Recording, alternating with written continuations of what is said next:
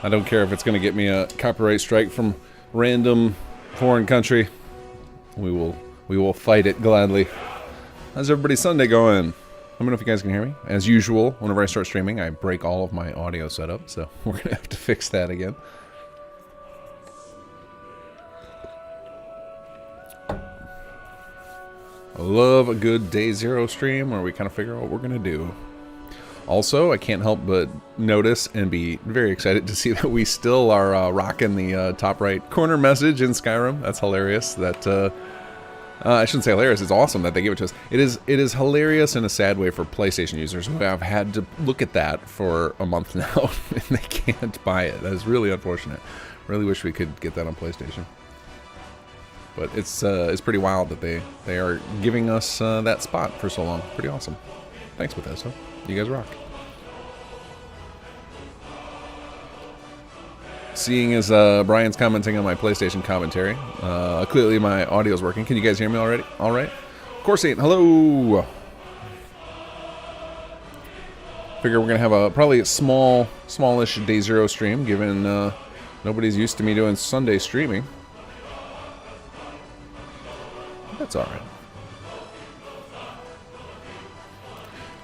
Day zero, because today we are going to create our character, do the vanilla game intro, and come up with a plan. Hopefully you guys can help me figure out what kind of character I want to go with. Raven Swift, hello. Audio sounds good, thank you. Lauren Ipsum, evening to you as well. There are very few things that feel as good as starting a new character in Skyrim. There's something special about it.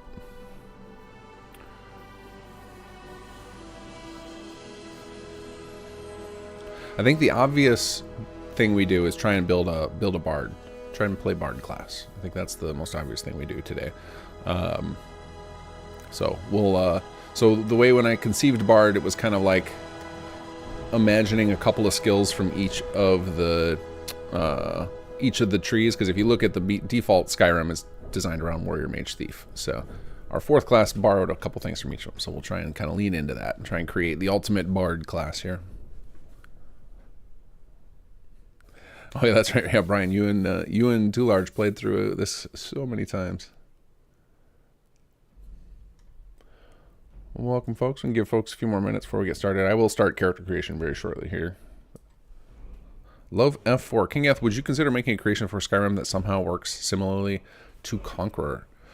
Maybe. We'll see. We have another project in the works for Skyrim. We're in pre-production on it. We're like doing writing and conceiving ideas, prototyping, things like that.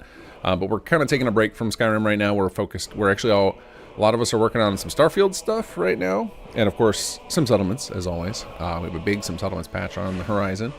And then we'll circle back to Skyrim soonish. One of the things that I think will just determine our trajectory with Skyrim will be when TES 6 comes out, right? Like if they start giving us some announcements about that, then we'll want to make sure that anything we do in Skyrim is fully out, like well in advance of that, right? We don't want to be building stuff for when everybody jumps ship to TES 6 inevitably. Just Drake, good evening. First time here. Welcome. I hope you enjoy the stream. I've been getting better at streaming. I think the regulars here would agree that I've been getting a lot better about being interactive with chat. That was a challenge for me in my first year or two of doing this.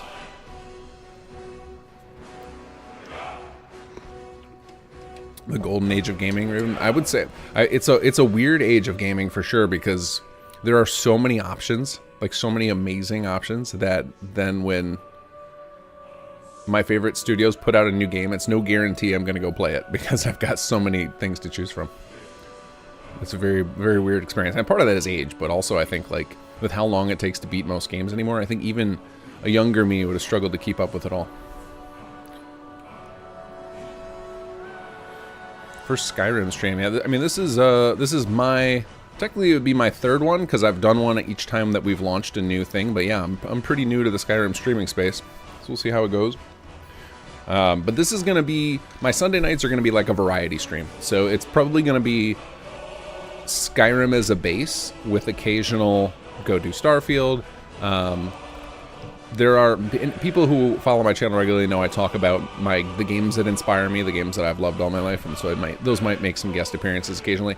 And of course, I've got wife, kids, and company to run, so there will be days I just don't make it. But it's not 2 nights a week. I think it'll be less likely that I miss entire weeks now, which I really like. I'm excited about that. So we're gonna have Wednesdays, Fallout, primarily some settlements focused. Sundays, Skyrim mostly, with the occasional other things thrown in. Dreamcast next week. Oh man, I didn't have, my neighbor had a Dreamcast. Excuse me. And what did we play on that? Probably. Was it Crazy Taxi? Was that the name of the game? The taxi game, I think, is the one we played a lot of. Didn't play a ton on that because he didn't have many games. He had like one or two games for it. He had like I think he had a Sonic game and a taxi game, and that was pretty much it. Modded Dreamcast to boot from SD. Oh, that's nice. I had for the longest time, and I gave it to my brother-in-law for Christmas one year. I had a modded Xbox, like original, like big fat boy controller Xbox that had everything from like N64 and back mod on it. It was a wonderful toy, and I gave it to him, and I think he still has it. But yeah, having modded old consoles is awesome. Joseph Drake, your Bard expansion was amazing. Thank you.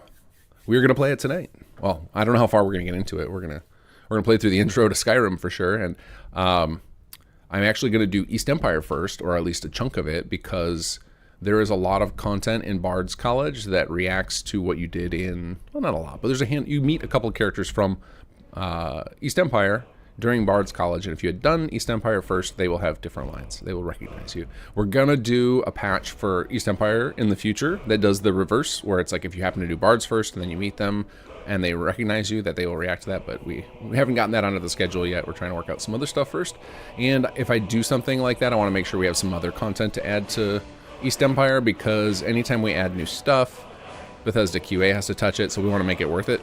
So we'll stick some more cool stuff in there. Crazy Taxi, Sonic Adventures 2. Yeah, that sounds about right for what we're doing. All right, let's spin up our new character. Welcome everybody who's joining in.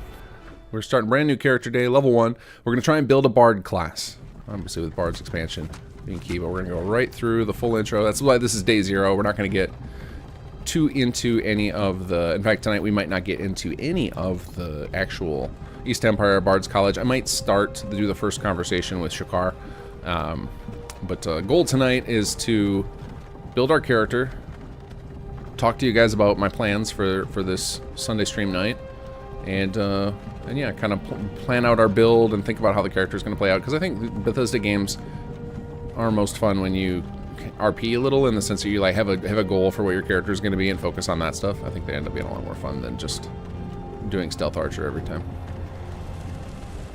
Yeah, Vats build monitor. Raven, no, I am only using. Finally awake. I am finally awake. East Empire and Bard's College currently. I may add some stuff later, but not yet. Walked right into that Imperial ambush, same as us, and that thief over there. Damn you, Stormcloaks. Skyrim was fine until you came along. And if you guys want to know my reasoning for why I don't play with a bunch of mods, I put a link in the description to talk about stream details.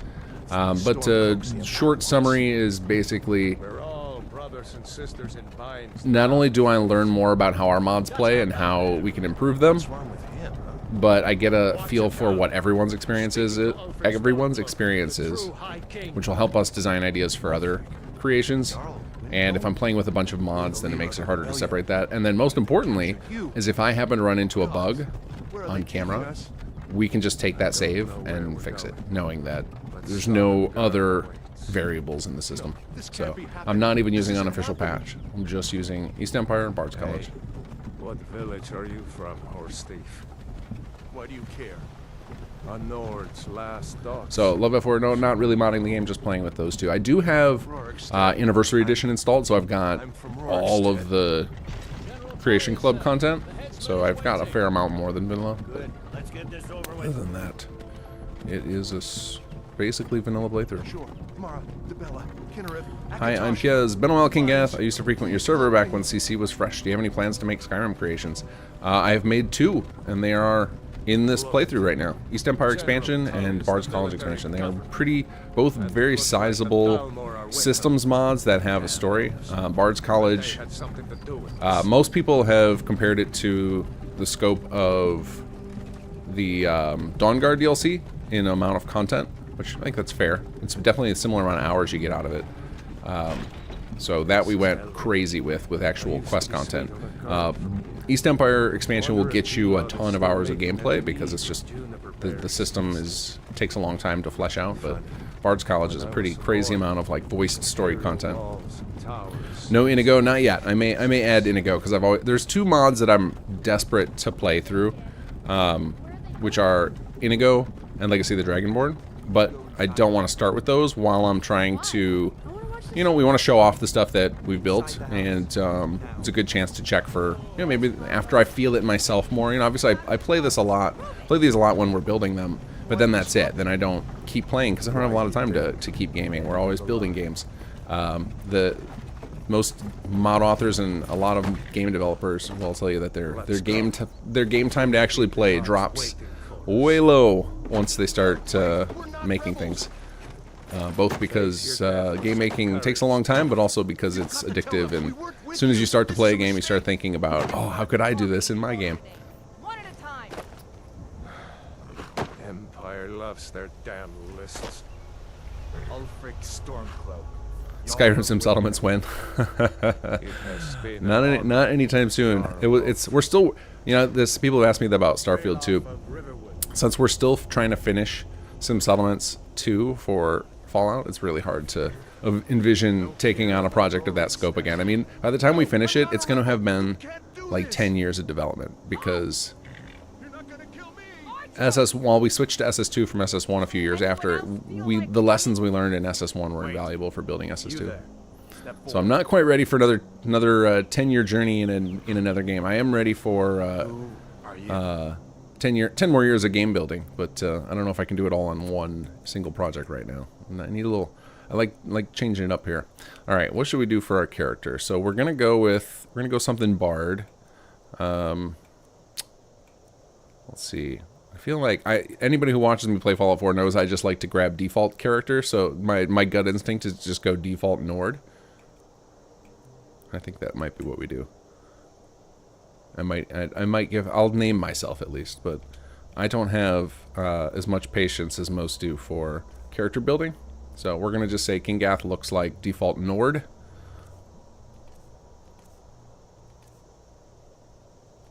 Perfect. And then we'll give ourselves a name at least. Oh, done. Finish and name your character. All right. Do I have to use a keyboard? Let's see. Yes, apparently I do. I am the king. You picked a bad time to come home to Skyrim, kinsman. Captain. Duvtrell, a hunting guild would be so awesome. Yeah, there's a lot of things that could use some fleshing out. Like, we're kind of in this idea of taking underrepresented groups and creating expansions for them. I think that's and then so like I imagine most of our stuff that comes out for Skyrim will be something expansion. Not guaranteed, but that's kind of the direction we're headed right now. It's fun. It's fun to do. The Bard's College expansion was incredible to work on. It was really fun to really take the Bard idea and just try and figure out everything we could do within a certain time frame. Like obviously we have to, I've got a payroll and I have to this is it's a real business now. Like it's actually paying people to just make mods all day. So we have to like pick a scope and everything. But I think what we pulled off with Bards in the amount of time we did it came out really good. I'm very, very happy with it. So I'm excited to show it to you guys. It's nothing. Carry on. Yes, General. Love F4. Do you know if East Empire is compatible with Legacy of the Dragonborn? I mean, as far as like it won't break it, yes. You might need some patches. Fortunately, there are tons of patches on Nexus for East Empire and Bard's College. But I know that the creators of Legacy of the Dragonborn have said they don't want patches for the paid content. I think they made an exception for Creation Club, but so far they have not allowed museum showcases for these, which is unfortunate, but it is what it is. Maybe they'll change their tune eventually.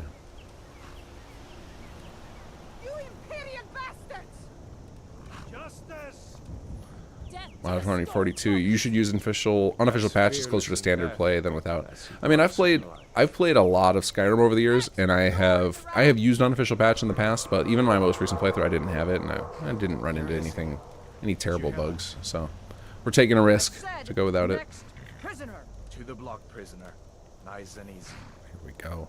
Hi MPS. Oh, congratulations! Didn't even know that. That's amazing. It's just you and your team that made those creations. It's a team, and then we also work with contractors as well. So like we work with people who maybe aren't doing this full time, but contribute things to the project. Sentries.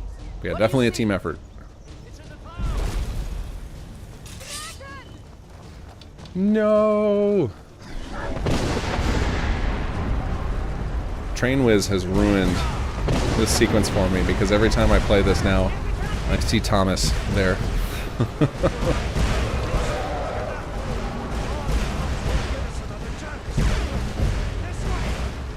Where are you? Let's go, roll off. What is that thing? Could the legends be true? Legends don't burn down villages.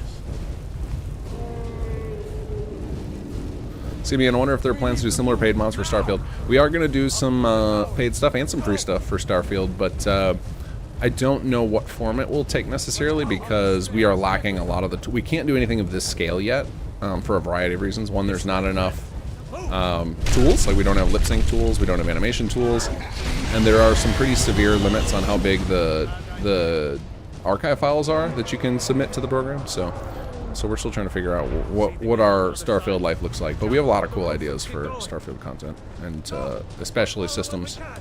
I have a ton of systems ideas for Starfield that I want to see come to life. But today, Skyrim. Skyrim, we have some pretty awesome stuff in the works too. Not gonna talk about it yet, but I am gonna tell you guys some of the behind-the-scenes stuff that happened with this. All right, let's not get toasted here. Still alive, prisoner? Keep close to me if you want to stay that way. Gunnar, take care of the boy. John Skyrim, that's right, that's my character name. Brambleberry, good evening. How are you? Paladin, Cultist, Forsworn. Yeah, there's a lot of factions that could be greatly expanded. I know there's a bunch of mods already that touch some of them, so we're going to try and hit ones that, you know, maybe haven't gotten a beloved story expansion yet. Like, I think Bards has had quite a few mods in it, but nobody had taken, like, the main storyline and expanded it, so that was a hole we wanted to fill. Lead the way, buddy. My hands are still bound. I can't do much.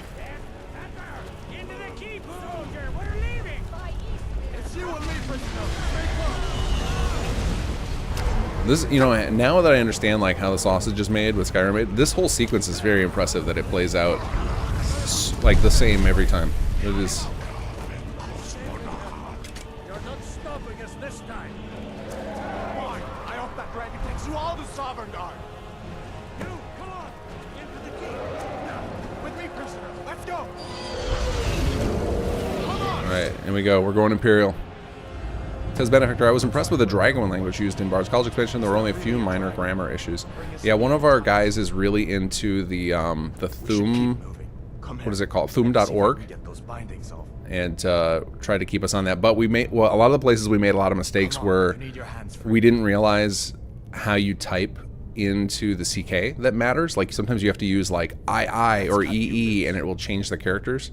So we made some mistakes there. We definitely have fixed a bunch of them since launch, but I don't know if we got them all or not. I'm on PC, Brian. All right, let's grab the Warden's chest. Let's load up here. You wanna get them?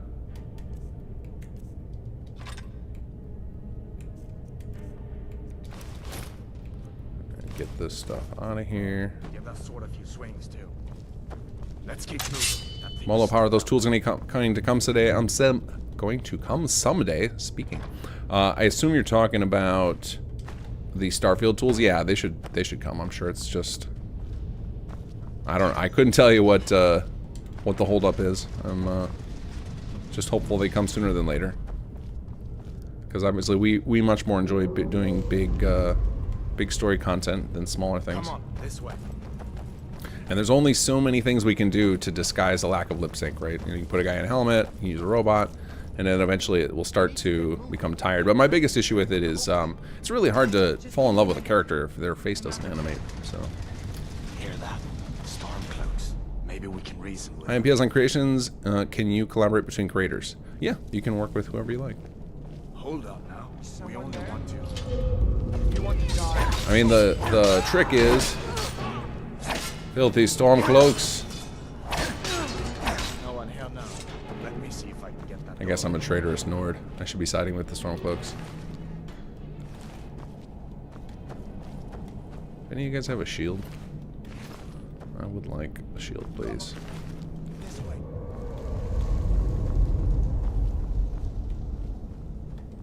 Oh man, you guys will play around with the list faction. Yeah, Kevin, I've mentioned it several times to people on our team about. I actually really like the character that they have for him. I can't remember his name, but the dude who's in every single bar.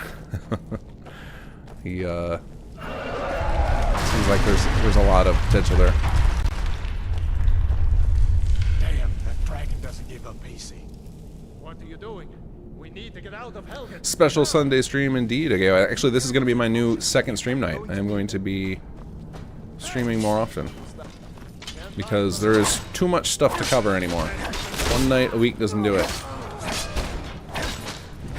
Also, there are a lot of weeks where I just miss a day because something comes up, I'm busy, I get sick or whatever. So doing it twice a week also means there's less likely I will miss entire weeks. But yeah, I want to start covering Skyrim. We got obviously a lot of stuff we're making in here now. And then Starfield will occasionally come into the rotation because we're making stuff there. But it's it's the same reason that we do it, or that I have been doing it for years with some settlements. Is it's like my day of the week to try and connect with everybody who's playing our stuff. So, show you guys that I'm in there in the trenches, feeling it too. I can answer questions, try to bring stuff up higher on the priority list. So need to have time to keep these games in my rotation. Video 99, I'd love a definitive companion storyline expansion overhaul. That's definitely something we've talked about. I don't know if it'll happen or not yet. We're gonna try and do like, whoops, almost took out the torturer. Sorry, my bad. We're definitely gonna try and hit. I want that shield. We're definitely going to try and do underserved first before we get into any factions that had a pretty decent amount of content. Don't you even know what's going on? Oh, I don't need things yet. Hot dragon, please. Give me some lockpicks, please. Oh wait, this is just straight up better than that hide thing. Get that out of here. Give me this. Give me this. Well, come to think of it, I did hear some odd noises coming from over there. Come with us. Lockpick. There it is. So I know there's lockpicks around here somewhere. How much does it make? Those of you guys who play with a lot of Skyrim mods, how hard is it for you to watch this? This like almost vanilla game. I'm sure there's so many staples I am missing right now. I don't even have Sky UI right now. Wait a second. Looks like there's something in this. I don't know why I lockpicked that. I guess I get a little bit of lockpicking skill out of it. So why did I even pick that one? Don't bother with that. Lost the key ages ago. Poor fellow's breathed for weeks. Okay, well, we're not going to get into magic, although I might do a little bit of conjuration for the sake of, obviously with the bard, the more allies you have, the more beneficial things are. Aquastar Gaming, just curious, Kinggath Studios is working on a third expansion for Skyrim. Your work is incredible. I hope you're making more. We haven't started yet. We're in pre-production on one, kind of writing story ideas and ideas for the mechanics that would be wrapped around it. So we're definitely going to do at least one more. I think the number we do will depend on when TES 6 comes out. But I mean, right now our goal is to try and do one a year. I think one big thing a year, like one thing, at least one. Something like the scope of Bard's College or bigger. That's kind of our goal. I don't know if we'll accomplish it, but that's what we're aiming at right now. So, like I said, we're in pre-production on something for working on next year.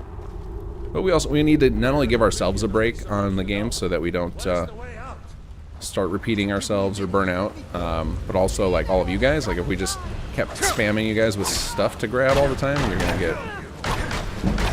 gonna have enough of us. We're gonna overstay our welcome.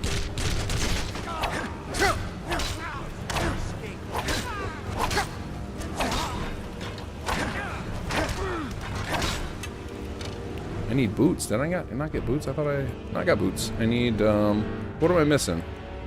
I need arms. I need hand guards. There should be some on this dude, right? Or gauntlets. Okay. There we go. I was missing gauntlets. Yeah, you're right. I was missing something. He was shooting me. Whoops.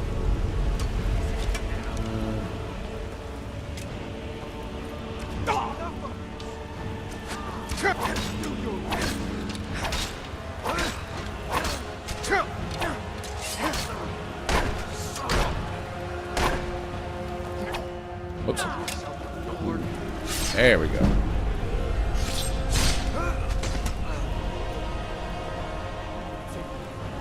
Says Manufacturer, I know some verified creations are beginning to reference each other. Any plans for patches the same for your teams when it makes sense? Possibly. It's definitely a little more complicated. Especially because we're getting into using SAG actors, and Let's see where this goes. anytime we want to do more voice content with the union, it's really complicated. We basically have to like reopen the production, so it's really expensive. So it's not just as quick. You know, a lot of times when a lot of mods talk between each other, it's a lot of the same voice actors are working on different mods, and you know, sometimes the creators voice a character, so it's quick and easy to just add the new lines. But for us, it would be quite the thing to do. So it's not an easy decision. Down on top of us. We'd better push on. I'm sure the others will find another way out.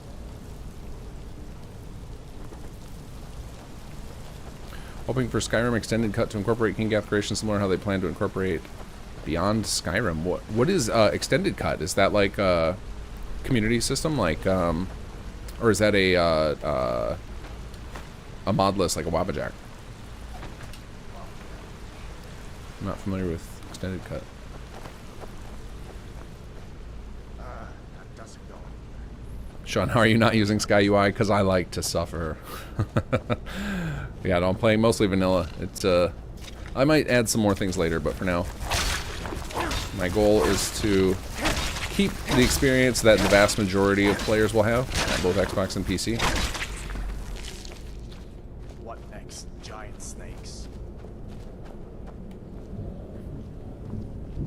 Knapsack. Oh, I missed some lockpicks. Oh well. There will be many more lockpicks in our future. There's no shortage of those in this game.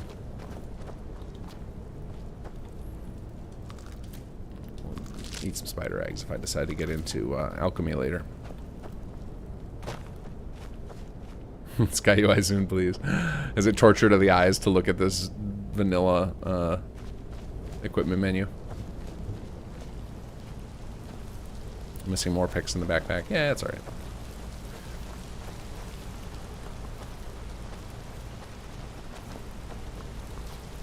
I'm gonna miss a lot of loot. I do not have this game as memorized as I do Fallout 4. Even Fallout 4, though, every time, whenever I'm streaming that, everybody is pointing out all the things I'm missing. I'd rather not. I have to fight my loot whore tendencies when I'm streaming. Nice and slow, and watch where you step. Or if you're feeling lucky, you can take this bow. Go ahead and get up close and poke him with our sword here. Go ahead. I'll follow your lead and watch your back. Mod that improves dragon riding. That might require some, uh-oh. Might require some script extender to do. Is there not a mod that does it already for script extender? I feel like there's a mod that does everything with script extender. Script extender, which I'm also not using. So there's many things we can do to improve my game for sure.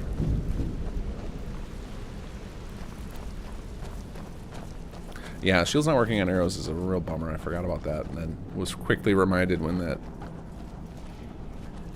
scumbag shot me in the face with a longbow.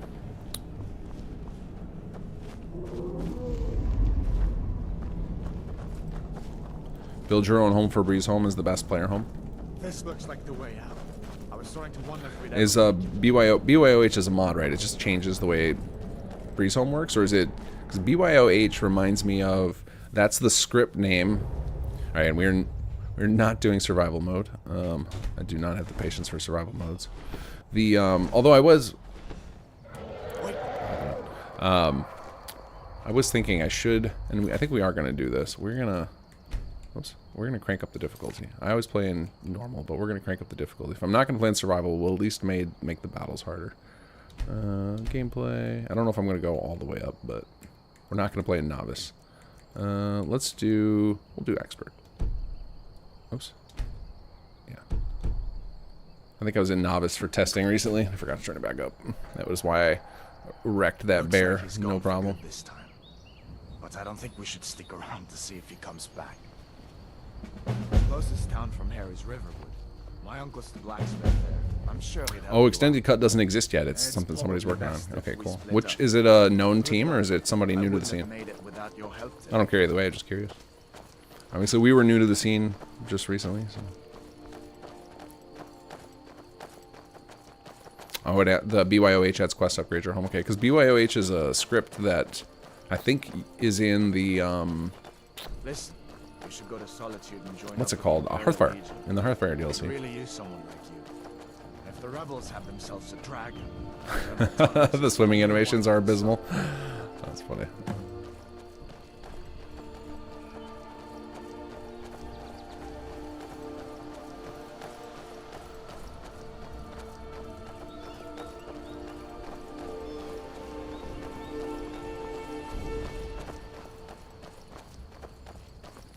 Alright, so I think I'm gonna go warrior to see start. that ruin up there, Bleak Falls Barrow. When I was a boy, that place always used to give me Thanks, Advar. nightmares. Alright, let's go grab our stone over here. Alright, so let's talk about our game plan for characters. So let's hop into the skill tree here. So I'm sure most of you guys know by now that the blue is the mage section, red is the warrior section, green is the thief section. So I might screw this up, but I'm going to try and remember the rough in my head. Like, this is not canon, this is just how I was imagining things for the bard classes. It would be conjuration, and then alteration, and then from here we would have one-handed and light armor, and then from thief we would have obviously speech,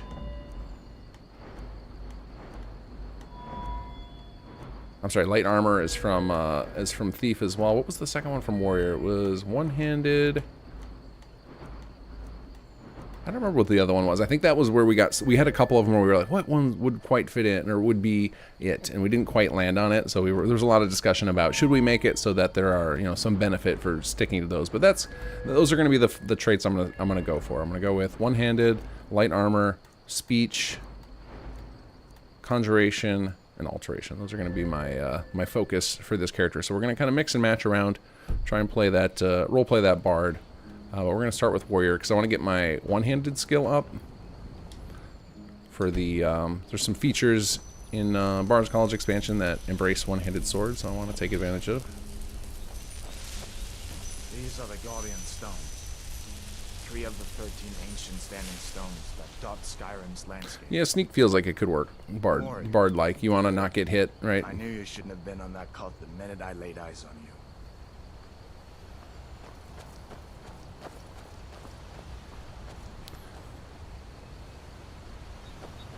Oh, yeah. Hey, Zeg. We talked about Extended Cut. They did the Saints and Seducers Quest Edition.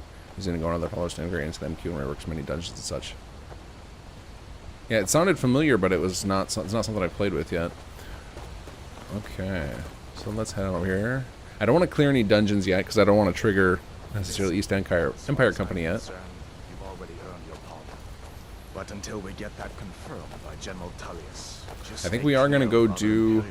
Well, we might end up triggering East Empire, because I think what I want to do is play through today and day 0, play through the stuff we're going to need for Bard's College. So Bard's College can start several different ways, and we don't need to do this, but I think it'll be a good way to get some level ups. Doing Bard's College by itself, you can get kind of wrecked in some of the later quests, because some of our dungeons are not simple, not easy. So I want to make sure I have some levels under my belt before we get to the end of Bard's College's story.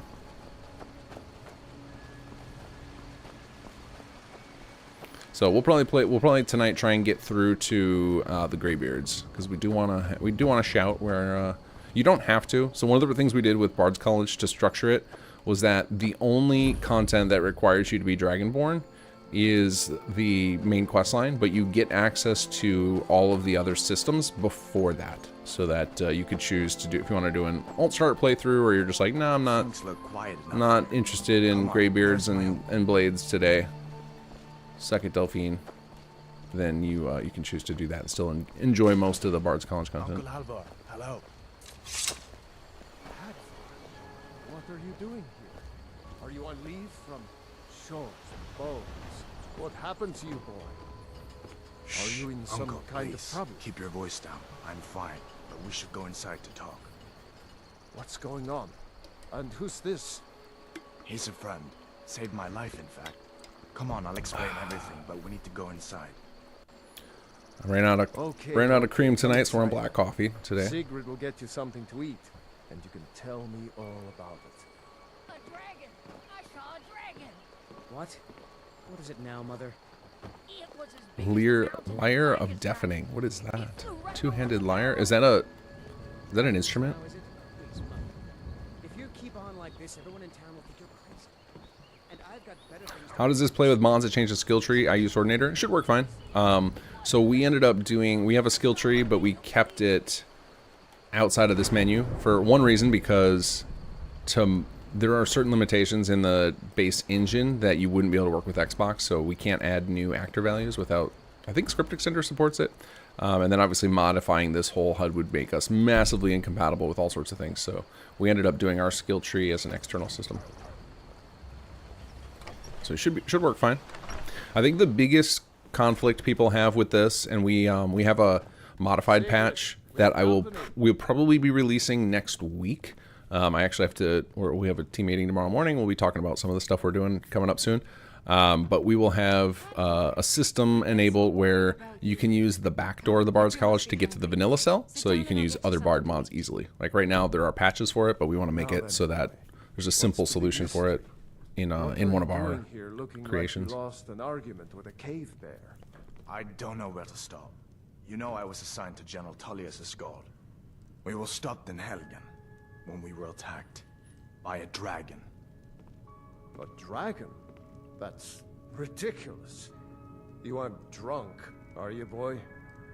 Husband, let him tell his story. Not much more. That's what the Bard's play. Oh yeah! Daniel Moore, thank you for the donation.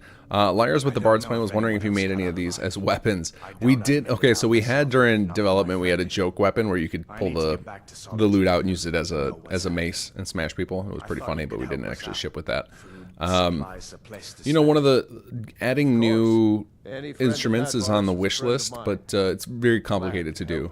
New animations in Like I said, Skyrim require a lot of futzing around that doesn't work well on Xbox, but we have found a way around that. We just haven't engaged with it yet. So it might be something we do in a future patch for it. Yeah, give me all these things, please. Or we might do it in we might do it separate, or it might be in the next creation. We're not sure yet, but there's definitely some of the tricks we figured out how to do custom animations are huge on our list to experiment with. Soldiers you can. If you'll do that for me, I'll be in your debt. Okay. I'd like to armor my horse. No, thank you. Okay, we're done with you, buddy. What did he just give? He just gave us a ring, right? Yeah, give me that. Give me that 20 health, please. Did you really see a dragon?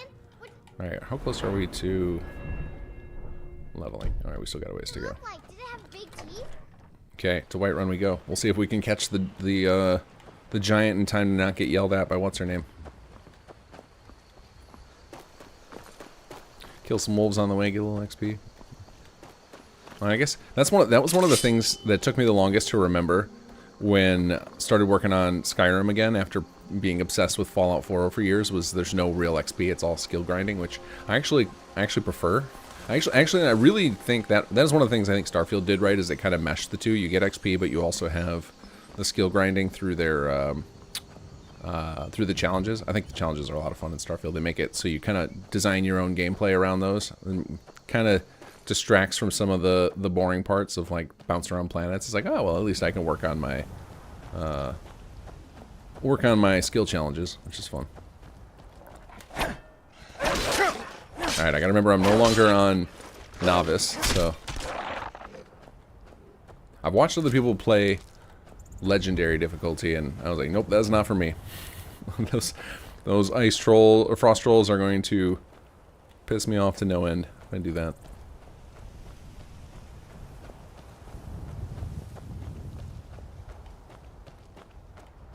Every time I hear Starfield, I feel like kicking a knife in my ear. Well, you're gonna hear it more. It's, one of the things that whenever Bethesda puts out a new game, all of us people who know how to mod their games, even if we're not interested in the concept of the franchise, we get excited about new tools to play with. Because we've been playing with the same modding tools for so long, and we know the base, so we can get started. Like, we can just immediately, alright, there he is, let's get him! We can immediately get started modding in it. And then it's like, alright, what can we do? We want to push the envelope. What can we make this game engine do? We made Skyrim do this, we made Fallout do this, what can we do to Starfield? Get him! Oh good, we're gonna make it on time, we're gonna make it on time. Get some swings in. Not that I want to be a companion, but I want to be worthy of being a companion. Scared him off.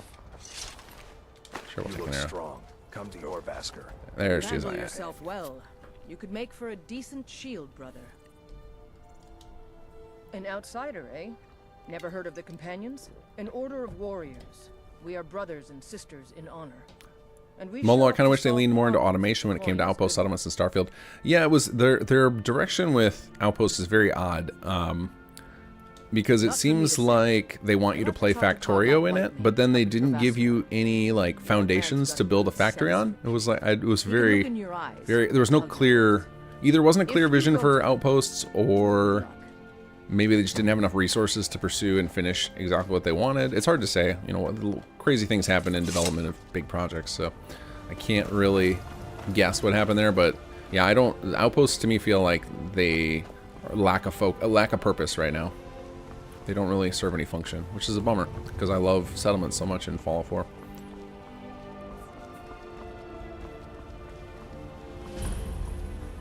BC dungeons on Legendary are tough. Yeah, oh yeah, I don't doubt that. Some of those, the spirits and stuff.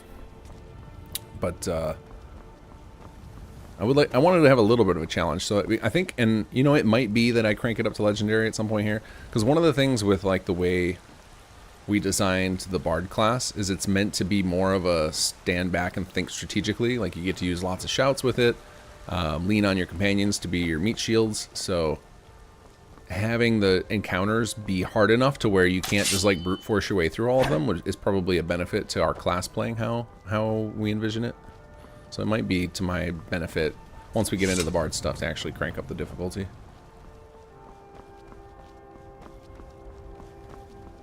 Halt. City's closed with the dragons about. Starfield's peak Bethesda plays really well. No idea why so much hate though. I mean, I think there are certain elements that are missing from it. I think like the exploration loop isn't there. It took me a while. It took me a long time to get into Starfield. Like I played that about 10 or 12 hours before I was like, oh, okay, I get it. Like, and then I started just focusing on the quest content. But like the gunplay is really smooth. I like the hopping around with my jetpack. That's really fun. You know, story content lives up to the standard Bethesda style, but the lack of exploration changes the feel of it pretty dramatically. So I kind of get where people are coming from that are bummed about that. Fine. But we'll be keeping an eye on you. Still had to mod the UI. Yeah, it is that is one of the biggest disappointments I think I had with Starfield, that they didn't give us an injectable UI. Like, that has been a weak spot in their games. Like in Fallout 4, we gained the ability to inject animations, but we don't have that with the UI, and we still don't with Starfield, which is a real bummer. Alright, I want to go in here and see if... So what's supposed to happen here, and maybe I'm wrong on the timing, we should be able to find some bards in here, and they'll have like a unique conversation if you find one. Yeah, here we go. Novice Naysayer. Prepare to be outwitted. Or at least outtaught. So then this is like before you get into Bard's College, they will kind of direct you to it so you can learn about them a little bit. Ugh, yet another uninformed ninny. It's clear you're no bard, and you're obviously unversed in the duel of wit. I've no interest in a bout with some no-name layman, and I am certainly no teacher. If you've the desire to learn the craft, I suggest you stop bothering me and enroll yourself at the Bard's College. A duel of wit, also known as a duel of insults, is a practice certain bards pursue in order to improve their linguistic skills or speed of thought. To some, mastery of the craft is considered the pinnacle of bardic expertise. To others, it is simply a convenient way to acquire quick coin, usually in an effort to pay off bar tax. At the start of each duel, gold must be wagered. Then each participant takes a turn to trade verbal barbs, until one party admits defeat. Then, to the victor go both the spoils and accolades. You can find the college in Solitude. They train bards and skalds there, such as myself. I'm unsure if they'd admit one such as you. But I suppose stranger things have happened. Go sit on a pike, I'm leaving. The sweet serenade of silence. How I missed it. So yeah, we have these guys are injected in most of the bars, so you can get the so that little miscellaneous objective is just it's the same one that you get in the vanilla game about speaking to Viarmo, and yeah, we just wanted to make sure people knew that, like, felt right away, especially on a fresh playthrough, that the duel of wit was being played all around Skyrim and didn't just magically start happening after you do the Bard's quests.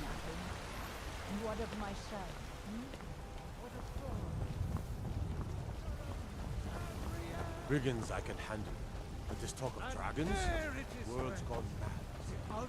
C Games, the mission where you unify the local families to gain their fleets to take on the local eclipse base was awesome. Yeah, I agree. I liked that quest a lot. There's a handful of quests I really got into. I really liked the UC quest line. Some of the things behind the quest itself wasn't particularly interesting, but the group of, I think it was called the Homesteader, the ship that flew from Earth in slow motion and just had, like, it was a generational ship where people just were born on there and settled outside of Paradise. So I really like that idea. The way that's resolved with the Paradise planet is a little odd, but it's still, like, there's some really cool ideas going into there.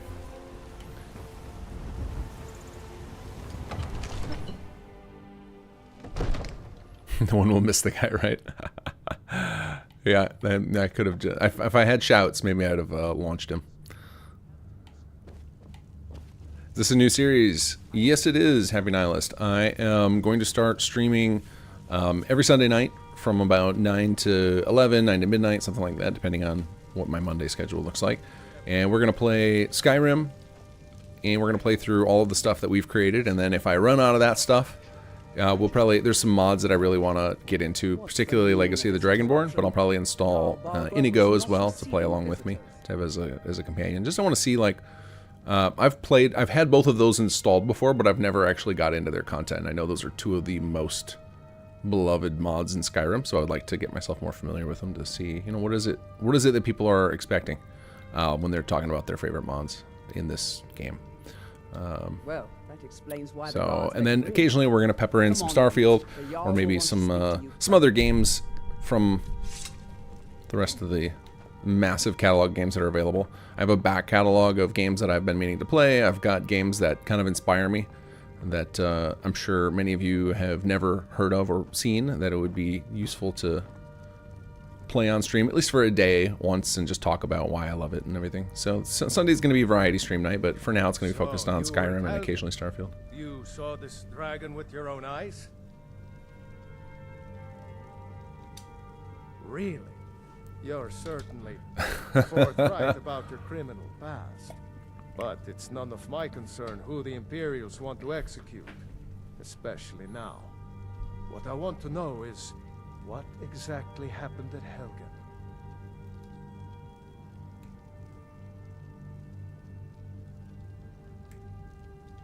By Ysmir, Irileth was right. Are you looking at any overhaul or city upgrades like JK's packs? Not right away. I think I've done that in the past with Fallout 4. I actually did a stream I had a lot of fun with where every week I would take audience suggestions and I would install like 3 new mods, and it just kept going until my playthrough had 300 mods and was completely broken, but it was a lot of fun to do.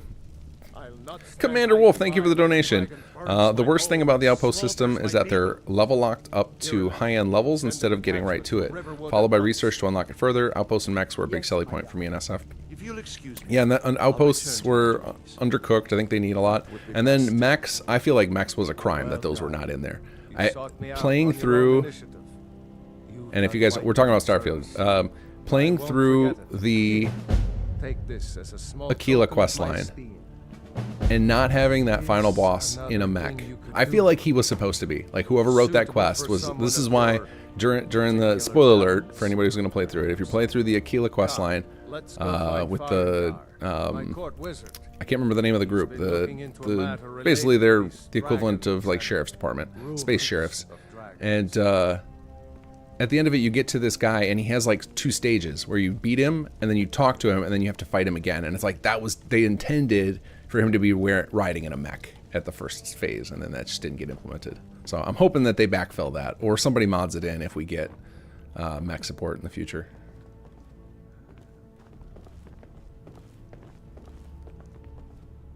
But yeah, so the research system and the depth that they put a lot of... I don't like the organization of the perk trees in Starfield Great. So there's so many things I would love to see modded in Starfield. I think I saw somebody earlier mention the fuel system.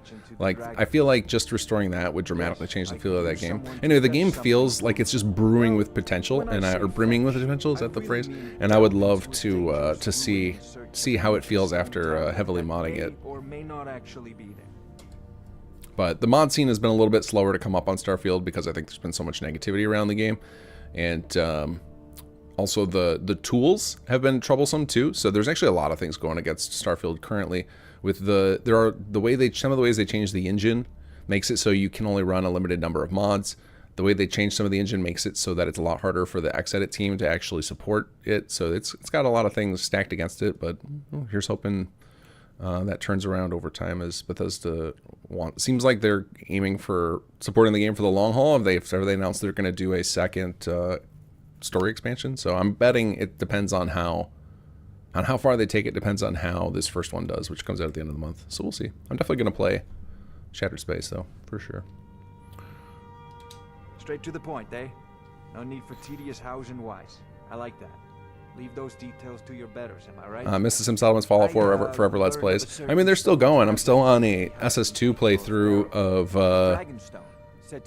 that's on week 54 now, so I think we just passed a year playing that. But because I interweave it with an Xbox playthrough, it's been a lot longer than that. But that SS2 playthrough has probably been going on for close to 2 years. But yeah, the Forever Let's Play where I just kept adding mods, that it was a little chaotic, so... That one had to end. Also, that was during a time in my life when I was making videos like 3 or 4 days a week, and I had to cut that out. It was taking too much of me. This is a priority now. All right, let's see. All right, so we're gonna go do this because we want to get to the Greybeards, hopefully tonight, and that'll set us up good for a proper episode 1 next Sunday. You seem to have found me an able assistant. I'm sure he will prove most useful. Succeed at this, and you'll be rewarded. Whiterun will be in your debt. Thank you, Jarl. Let's go. Let's go kill some undead.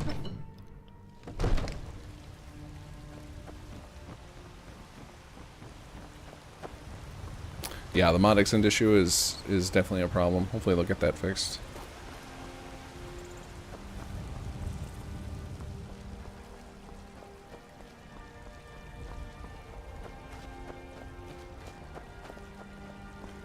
What is your favorite Skyrim faction? Mine is the Dawn Guard. I think the quest line that I played most commonly was the Thieves Guild. That's probably the one I've spent the most time playing. Yes, Housecarl. We'll leave immediately. But yeah, but Thieves Guild almost doesn't feel like a faction in the normal sense in here, because like the factions seem to be like the Silver Hand and the Companions and the Stormcloaks.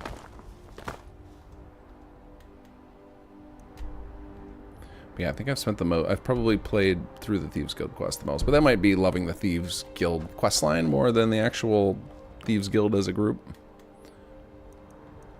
I always liked the idea of the East Empire Company, but that's probably from like memories of Morrowind, which was my first Bethesda game experience. And obviously that was one of the reasons we dove into them right away. Alright, now I gotta remember my directional sense here.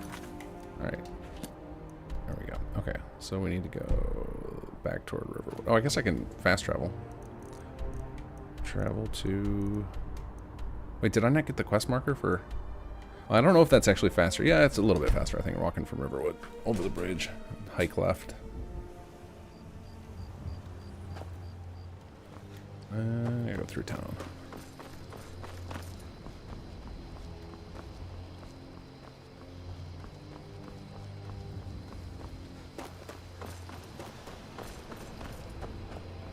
I feel like the Blades, when I first met them, I was really intrigued by that faction, and then the way the main quest line plays out, I was like, oh no.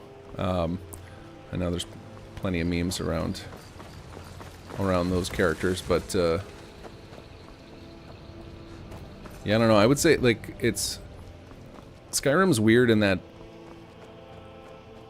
I almost love it more for the vibes than I do for the stories in it. Like the general just feel of playing this game is wonderful.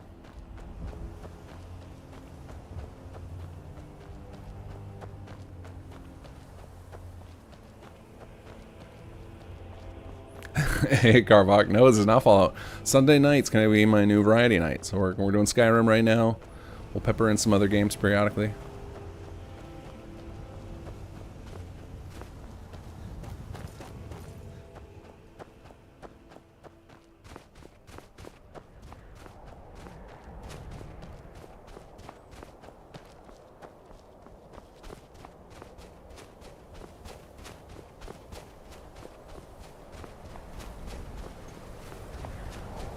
Yeah, I think one of the common things like I always notice with myself playing Bethesda's games is I almost never finish the main quest more than once. Like that has been a broken trend with Fallout 4 because of how many Let's Plays I'm doing, because we incorporate the main quest of the game into Sim Settlement stories. But like, it's so rare I play through the main quest multiple times, and I don't know what that is. If it's a matter of like, does it mean I don't love the main quest, or is it a case of once I finish the main quest, I feel like my character is done? I don't know what it is. Probably a little bit of both. Missed me. I'm a dancing sword fighter. Welcome to Bard life. Oh, a little late on that block.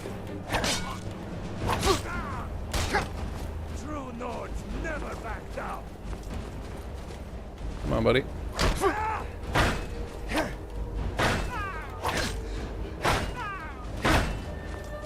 I kept seeing this pillar over here in the corner of my eye, and I thought it was a mage. Like, I see the mage, I'm like, why isn't he shooting fireballs at me or something?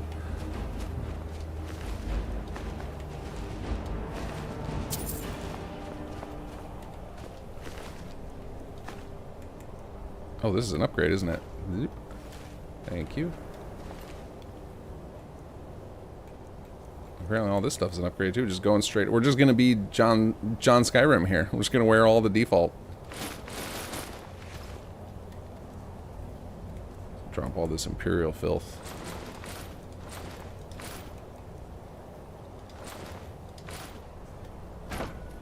Oops.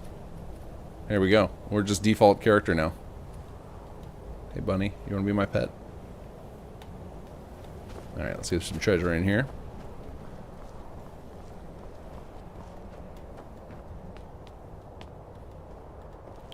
I can't bring myself to play old stuff older than Skyrim anymore. Yeah, I feel that too, Brian. I think the I still periodically boot up Fallout 3 or New Vegas. Actually, did Fallout 3? Yeah, Fallout 3 was 2008, right? Yeah, that was pre-Skyrim. Yeah, I still boot those up, but I agree. I haven't rolled up Morrowind in a very long time, and I tried to roll up Oblivion, and the controls were just too janky for me. And I think the bigger issue I had with Oblivion is the skill system like made me play in a weird way. I always felt like with that skill system, I'm afraid to level up until I've maxed out as many skills as I can, and then so I just feel like I'm warping my gameplay to min-max and not in a fun way.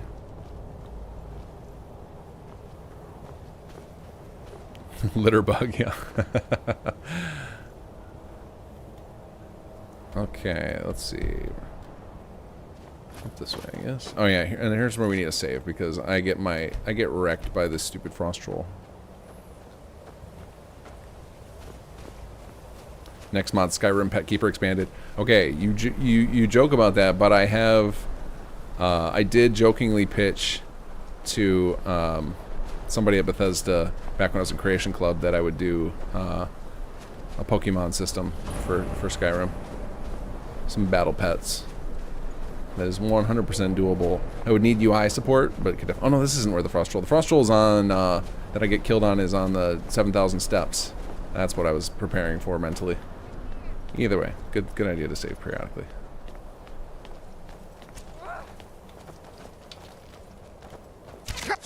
No, we're not doing bow fights here. There we go.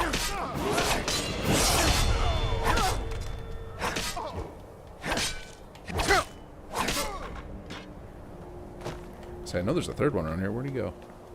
Well, apparently there's one engaged, so we will do some looting.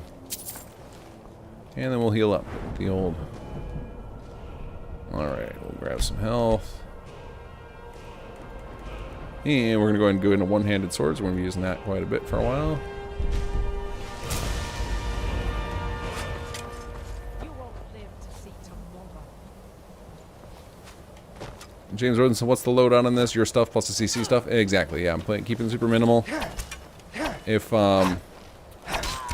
we finish up all of the stuff that we've got in here during these Sunday sessions, then I will probably start an alternate character, or I'll spin off the save. Like, I'll probably, like, put a pin in it, keep a save backed up for if we release more stuff, and then go start doing some mods like Legacy of the Dragonborn. But for now, I'm keeping it mostly vanilla. I think it's been very useful in Fallout 4. When I play SS2, almost extremely vanilla, explicitly vanilla, makes it very easy to find flaws in the mod and whatnot.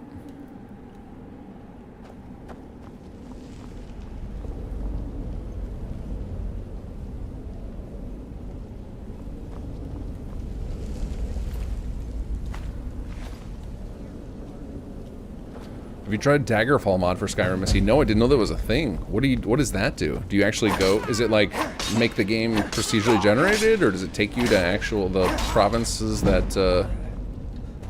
Daggerfall was in? What does that mod do?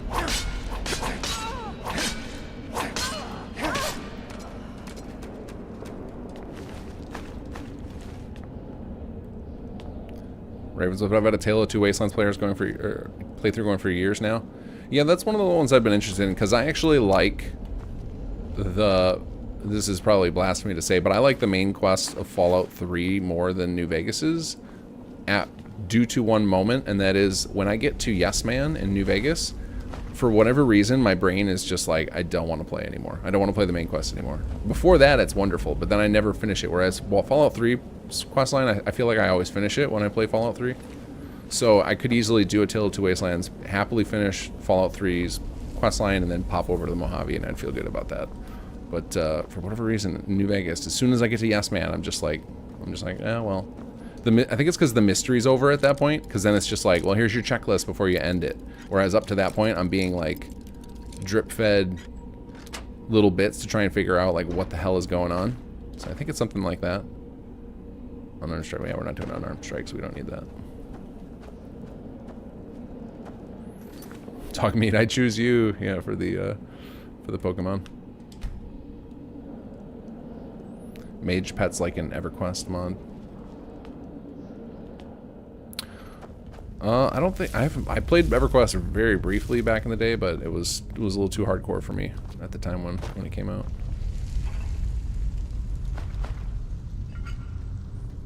I was one of the many people that got finally sold on MMOs with World of Warcraft.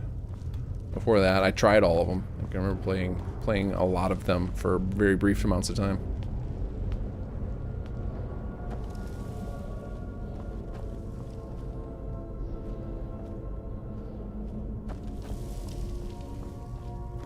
Truck bought a new PC and VR a while ago. Still playing FO4 and enjoying your stuff. Looking forward to your Skyrim mods if they work with VR when I'm done with FO4. Has anybody tried getting East Empire or Bard's College working in VR? I've not played Skyrim VR yet. I've played Fallout 4 VR and it is beautiful. Like with the amount of time I have in Fallout 4, like Skyrim's like a second, or Commonwealth is like a second home to me. So seeing that in VR was just an incredible experience. I can't unfortunately play the game for long. I could play it for about 20 minutes and then I get sick. So VR and I do not get along. I'm waiting for somebody to create a permanent solution to that problem because I love the idea of VR. It's a recreation of the whole Daggerfall game? That's insane. Is this like a finished project or is this just something somebody's working on? I didn't know that was a thing. An alt smart where you play through Daggerfall before going to Skyrim? What? I've never heard of this. And this is why I wanted to do this stream. I want you guys to educate me on the scene. I am not as in tune with Skyrim scene as I was with, or as I am with Fallout 4. Like Fallout 4 will be rare. You can name a mod that I haven't played or seen played or am aware of, but Skyrim I am so out of touch with the scene. Because usually what I would do is I'm one of those guys that would just go, when I'm ready to start a Skyrim playthrough, I'd go download the top 100 mods. And then my game would be broken because half of them are incompatible with each other. Mal, I tried playing New Vegas, but it wouldn't register my gunshots. It hit the enemy dead center, but they wouldn't take damage. I got stuck on a pebble, and my pre saves for 5 hours. I just gave up. Yeah, the gunplay in Fallout 3 and New Vegas is it requires you. I always felt like I had no choice but to play VATS. I think that there are mods to make that more palatable, but I feel like it's a VATS is a must. Which, because if you came from an old school Fallout, like if you played the original, like isometric games, playing it just with VATS felt normal, felt natural. It was like, oh, well, then the old game used to be turn-based, so VATS is my new turn-based system, and you would just do that, and it didn't feel bad at all. But I think for people not familiar with that, it probably felt pretty jank. And that is why they switched it over for Fallout 4 and gave it more modern gunplay. What the hell? Did you guys see? Did that skeever just leap into the ceiling? That's why I need unofficial patch, right?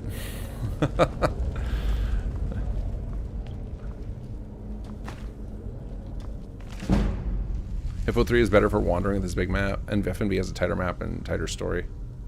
Yeah, and I think when I ran out of story, I got less interested in it. I think that might be my issue with Fallout New Vegas. I do love, one of my favorite things about Fallout New Vegas is the first, like, 2 hours of it, where, you know, you're kind of naturally pushed to go a certain direction, so it always tends to play out the same way, but it doesn't feel like I'm forced to. It doesn't feel linear, even though it, you know, it kind of is, just because of the death claws in the mine area, where you're just kind of blocked off. It felt like a very natural, linear RPG.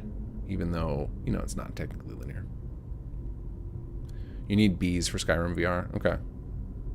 I know people have said you need bees to play Bards and East Empire in anything older than 15197? Is that the version that...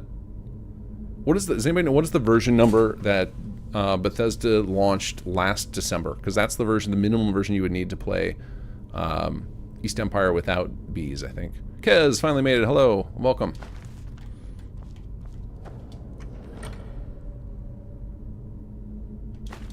Yeah, sorry, there's a chat delay because I am not doing my internet. Actually, you know what? I'm on new internet. I should try it next week or on Wednesday. I will try doing an ultra low latency and see if I can get rid of the delay, because I was having trouble, but now I have a different streaming setup. I play on one PC, stream with a capture card through the other, so I might be able to get away with ultra low now with this current setup, and I'm on presumably better internet. I don't have great upload speed. That is has always been my issue with my internet. Every time I move somewhere new or a new carrier comes in, I ask what their upload speed is immediately, and they all offer about the same. Everybody's like 25 megs tops, which is such a bummer. You gotta give me that fiber. Choo Choo, hello. This is the announcement trailer for Sim Skyrim, right? Many people have asked for that. In fact, I remember when I joined Creation Club, somebody at Bethesda pitched me like, you know, if you wanted, you could like make Sim settlements for Skyrim. I was like, not ready for that challenge. That would be brutal. I have looked into how to do like a placement system in Skyrim, because the camp mod does it. I think that's the one that Chesko made, and the jank he had to do behind the scenes to get that placement system, it's like, oh no. Oh no. Don't want to be dealing with that. Uh-oh. Uh-oh. Uh-oh. Uh-oh. Uh-oh. Alright, you can just go kill that guy over there. That's fine. Just go eat him. Yeah, I guess I need to start favoriting some stuff here. I guess I should. I'm not actually using my shield much. Alright, this is gonna feel like a total rookie question. Does having a shield, if you don't block, have any benefit? Like, does just the flat armor bonus impact you? I've always assumed it does, but maybe it doesn't. Maybe I have to actively use block for it to mean anything.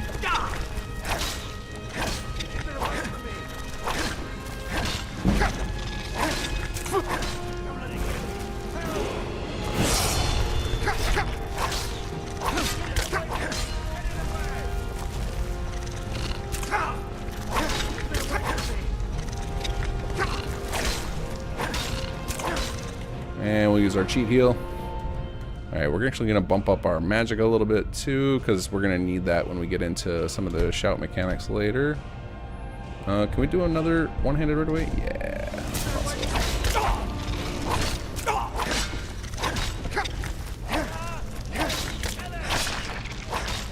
Go. Okay, so the version you need... Oh, Bobby Clue. He would know. Bobby Clue is one of the developers on Kinggath Creations. 16113. Okay. I thought 16113 was the anniversary edition. Am I wrong? Am I confused on this stuff? I would not be shocked.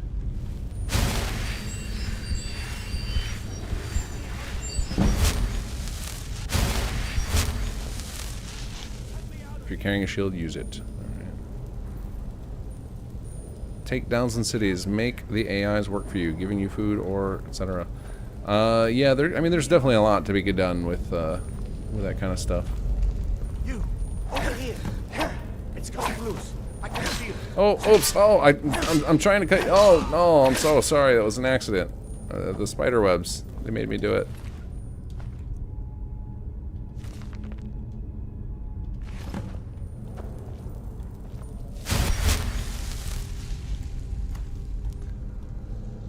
No block, just a flat armor rating. Okay, cool. I wasn't crazy about that. I was worried for a second there when I took a big hit off of that spider that I was like, wait, do I have to block? Is that something I just never noticed before? But it's probably, I'm used to playing in one difficulty level lower than this. I actually think I can crank it up one. We're gonna do that. Let's crank it up a little bit higher. This isn't too bad. I'll go to master.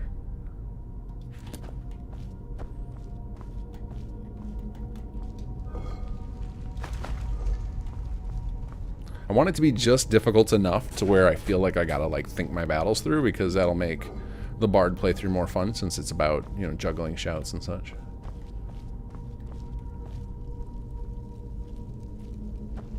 Also, I want to be rolling with companions. So here's a mod where I may install immediately, is the unlimited companion framework, because I think that just goes so nicely with the bard stuff.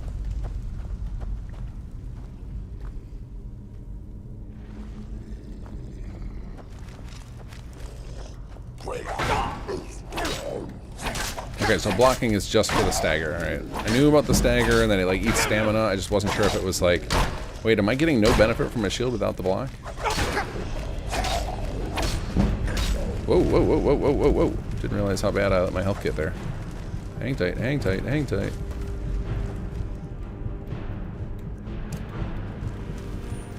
Immediately getting punished for going to master difficulty.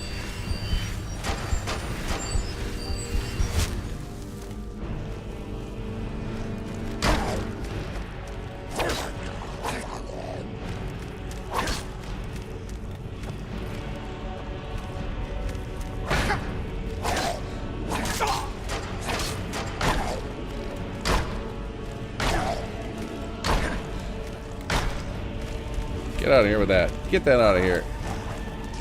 Nope, nope. A couple of these guys are like almost dead.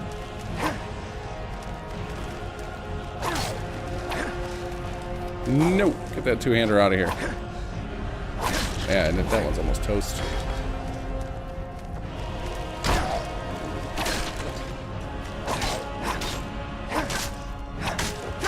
Oops. Alright, we're gonna pop a quick save because I feel like I'm gonna accidentally die here.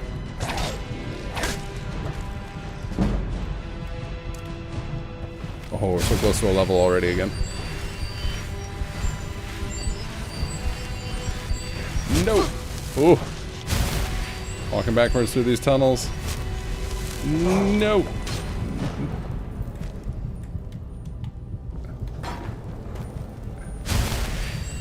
Alright, master difficulty may be too much for me. Come here, buddy. Got him. There we go. Alright, we survived. We survived.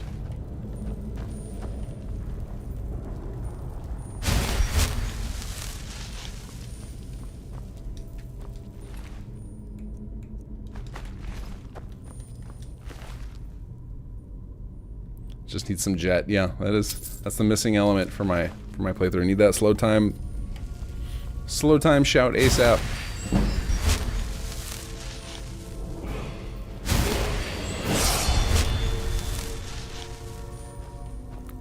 Second heal. I am playing with controller, Sean, so the hotkeys aren't going to work. Playing on see, that's what makes this extra difficult. That's why I have to do the bunny hop gameplay method. I'm playing like a console player. Alright, let's get to level up on... Yeah, we're going to alternate between health and magicka for a little bit, I think. And I don't think I can do this till 40. Yep. So... we could do light armor. I think I'm going to start getting my... well, I guess I don't need to get speech... well, yeah. You don't really need speech perks. You just need points. That's the thing. I don't need the perks. So what perks are going to benefit the way I'm going to play? I'm not using any light armor currently. That'll be something I switch to later. Ooh, excuse me. Let's see. So what did we say? So I want to do conjuration so that I have some allies I can summon to me. So I guess I wonder if I bother with the perk right now or I just hang on to it until I get myself a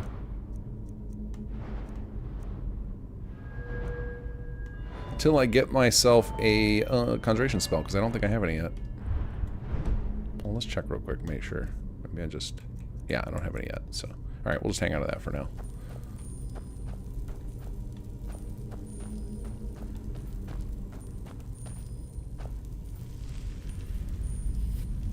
Need to recruit a meat shield. Yeah, I was holding out for Lydia, but I might need one sooner.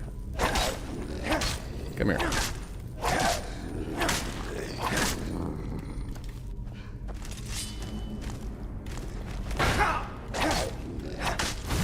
Oh no. Put that away. Put that magicka away.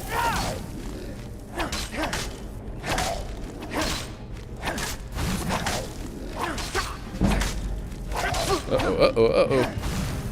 Oh.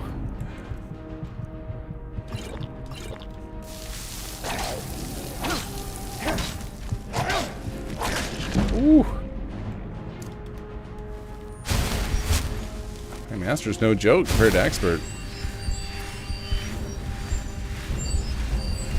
Skyrim is cool, but you know what it needs? Nukes. You know, in a couple of weeks, I'm probably going to be able to answer yes to your weekly question of nukes when.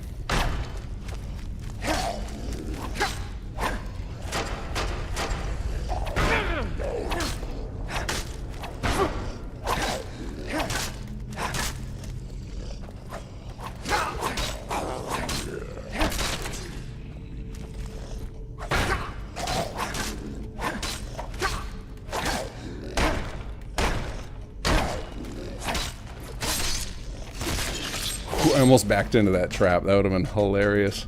What a great way to go. Yeah, I definitely need my meat shield. Where's my Lydia at?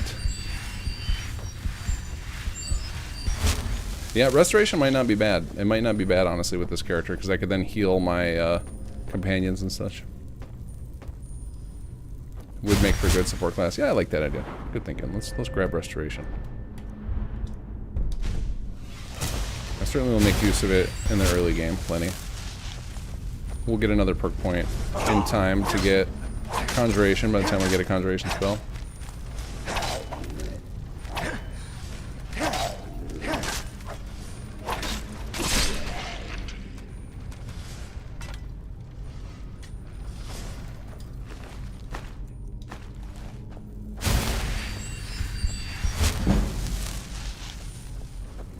Also, easy way to cheat some power leveling.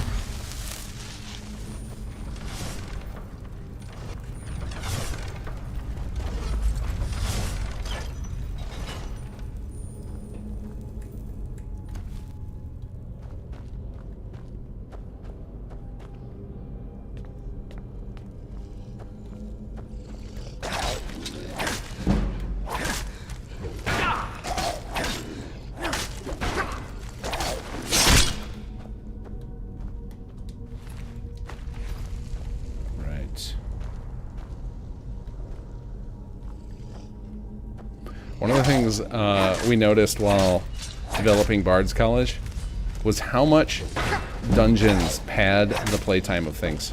Like, these dungeons take a shocking amount of time, because not only are they like twisty, they're not extreme mazes, but sometimes they are. They'll have just enough twists and turns to get lost in them.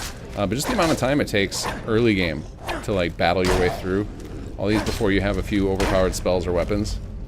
Like, it can take some time to get through these.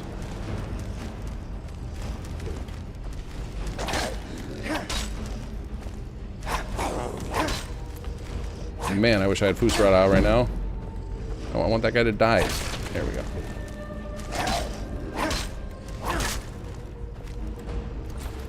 Nope, wrong one. There we go.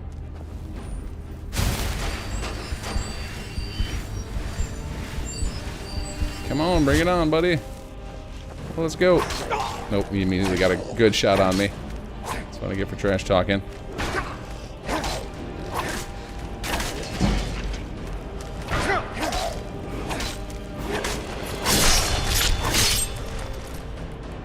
Alright. And we've been doing health, so we'll grab another Magicka. Can we grab another regen? Oh yeah, we don't need that. That's like, is heal other, is that a novice spell as well? This wouldn't be bad, regen.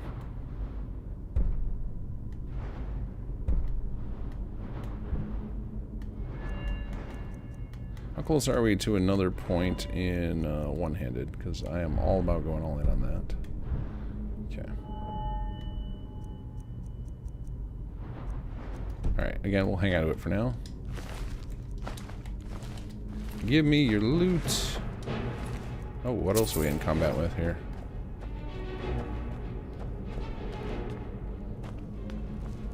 Good thing because Lydia can perma-die. Yeah, I've killed her many times by accident myself.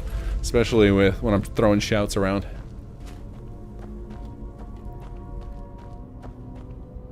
And that was another one where it took me a minute to remember after playing Fallout 4 for so long, where your companions are all immortal. It's like, oh yeah, that's not the case for Skyrim.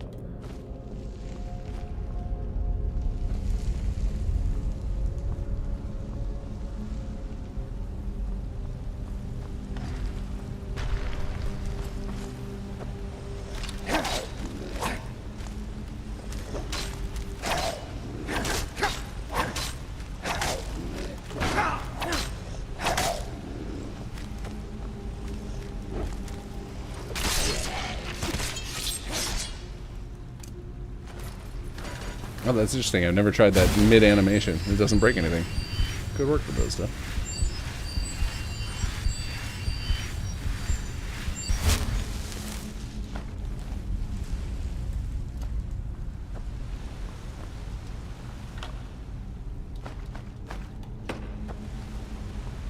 What's really funny is looking at... I think I've talked about this before on stream when I was doing Skyrim, is the dungeon, they do a great job of dungeons in Skyrim of making them feel like epic in scale, but when you go into the CK or you TCL out, you'll see that they're just like one giant long linear path that kind of winds around itself, and that kind of gives it a feel of scale. It's really cleverly designed, where they can get, you know, feeling like you're in this gigantic epic place without having to actually build out the whole thing. Like with Fallout 4, when they build out a dungeon, they actually build out most of the building, so it's a lot more work for less payoff.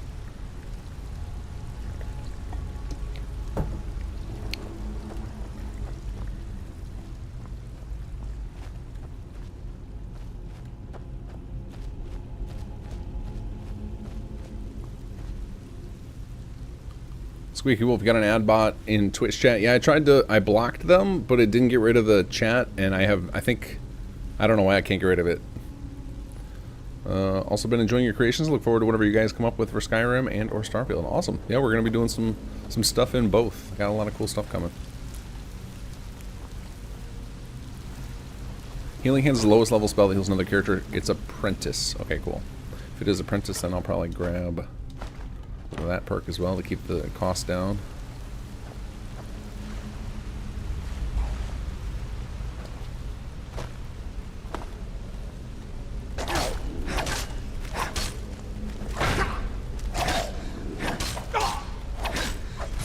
I'm a little too slow on these blocks.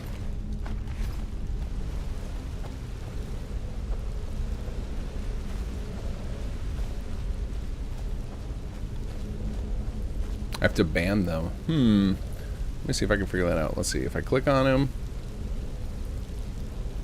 manage suspicious user, I can do restrict. I just don't have like a... Oh, there it is. Ban. There we go. Banned him. Thank you. I don't know why I didn't see that initially.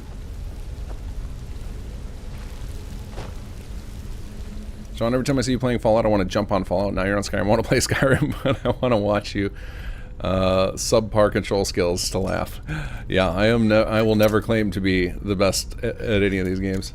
This is why it's probably why I retreat to modding them. And it makes it extra difficult that I'm playing with a controller.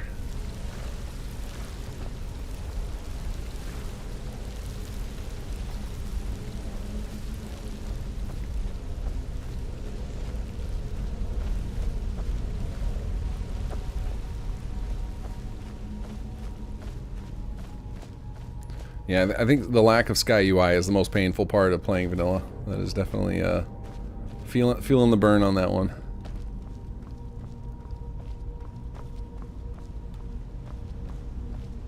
Did I just go the wrong? No, am I going the right way or am I going backwards? Oh, I found an enemy, so I must be going the right way.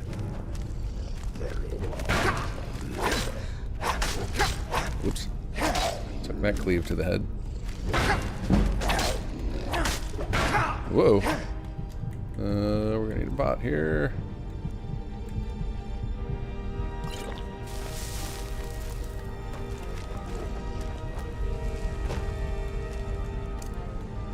Can't get me, I'm hiding behind some rocks. Behold the power of jumping.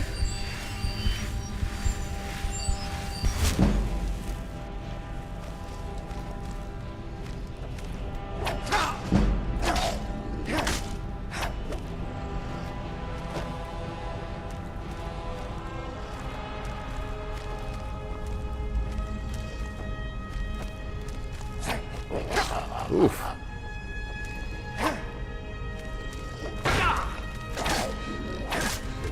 Oh, he got me. He got me. Damn it. I felt that one coming.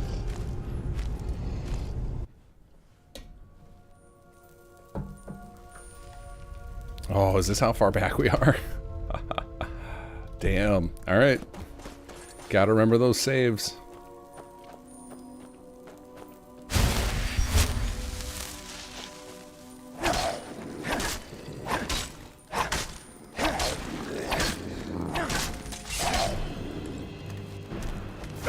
Oh, you forgot about this guy.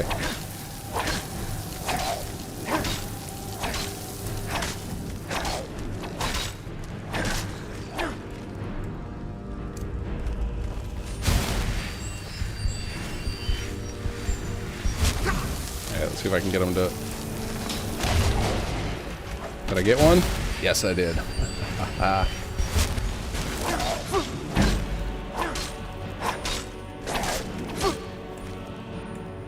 Nope, nope, wrong button. There we go. Give me that heal.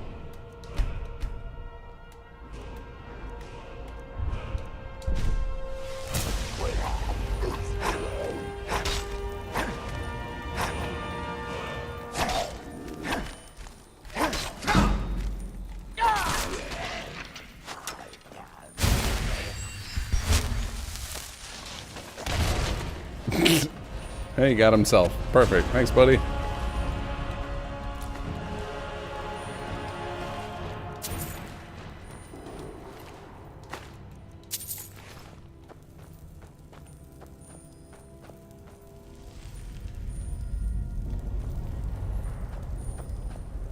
I don't know, the keyboard or controller's not that hard, but it's definitely, it is harder on older games than it is on modern games, because there's no like aim assist or anything on older games. Well, some of them, but very rare. Definitely not on Skyrim.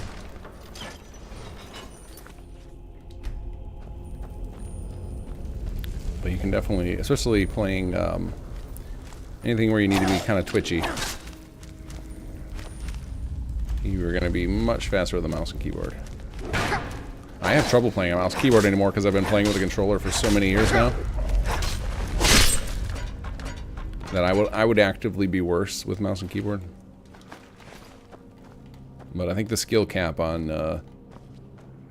mouse and keyboard is much higher than controller.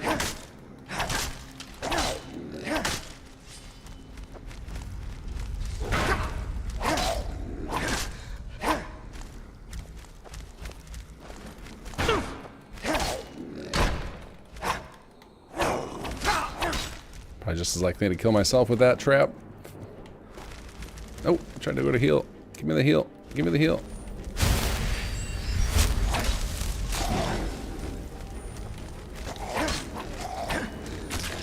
Alright, I think I got one of them.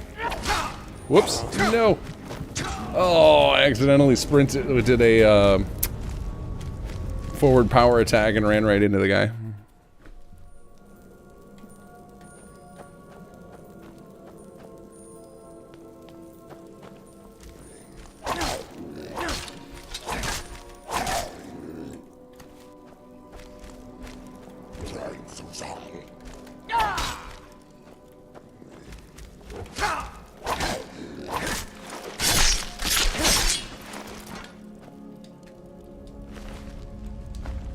I keep reading your name, Sledge, as Sledrig after all the time working on Bard's College.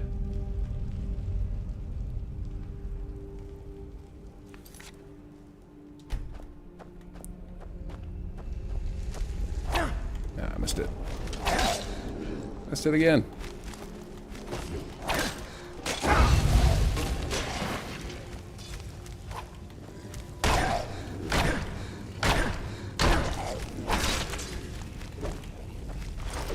There we go. There's using your environment.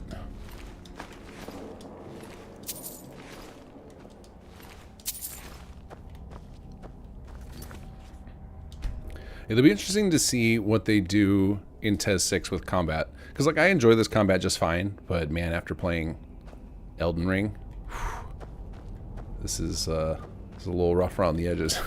And I know there's, like, such a huge trend for going to more difficult combat in games. That'll be interesting to see if Bethesda hits that up too, because obviously with Fallout and then Starfield, they're like pushing more and more toward modern day standards with their gunplay. It'll be interesting to see if they do the same with their melee.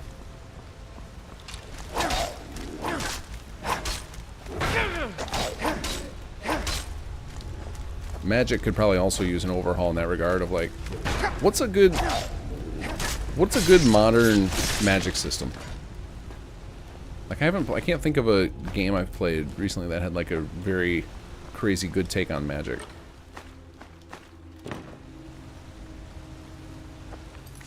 Keep up those quick saves since I'm going to die a lot.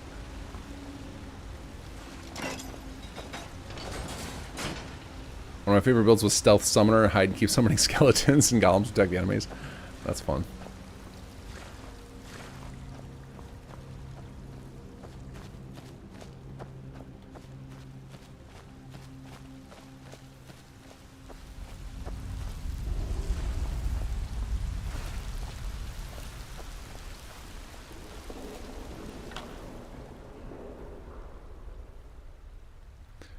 BG3, yeah, but that's all turn-based, so it's a totally different animal. Like, I don't know if BG3 would be a good replacer for the magic system in TES.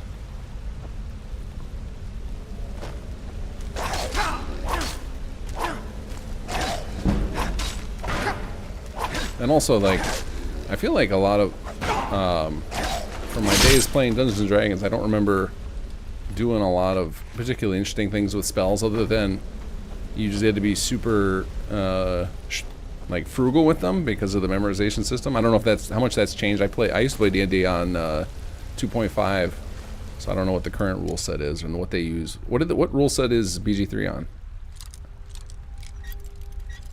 Sean, I like this combat. If I wanted to play Final Fantasy, I would play that.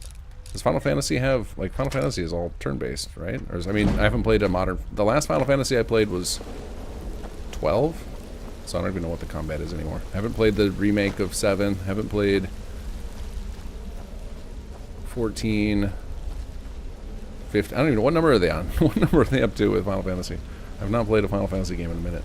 Used to love those.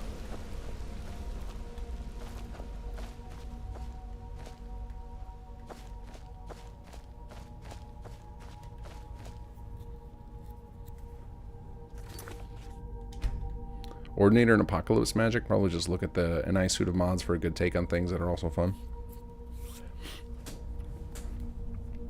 Yeah, I'm just curious, like, what other games now coming out that have, like, interesting magic systems that, because I'm sure Bethesda does the mods that their developers have played. They take inspiration from them for sure. But I think they're more likely to draw inspiration from other big titles that were popular.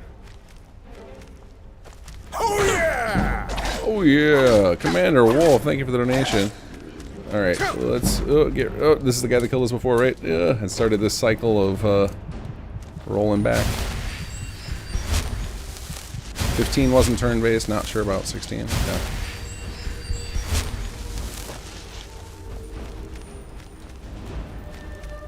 Oscar Fry, what mods are you using for Skyrim? East Empire and Bard's College expansion currently. Might add some more later, but right now this is a lot like the SS2 playthrough I do, just showcasing the stuff we've created, talk about some of the back. But this is day 0 because we're not really going to get into much of our content.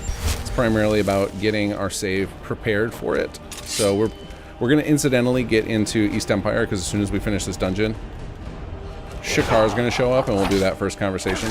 But if we do like I haven't decided if we're going to do a edited version of this. We might. It's going to depend on the availability of my editor. Then I'll incorporate at least the... Oh, run. Back to the cheesing. We will incorporate the Shakar introduction in such a video. Commander, I will read your thing in just a moment. I'm trying not to die here. But thank you so much for the donation.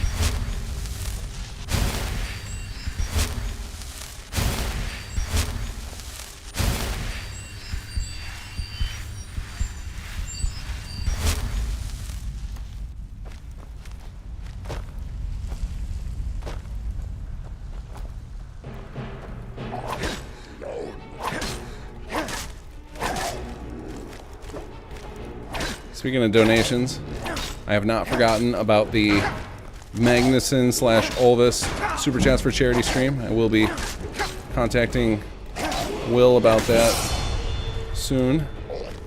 Just been trying to get my schedule all reorganized, and this was one of the steps I was waiting to solve with, like, when can I work in another stream night? Because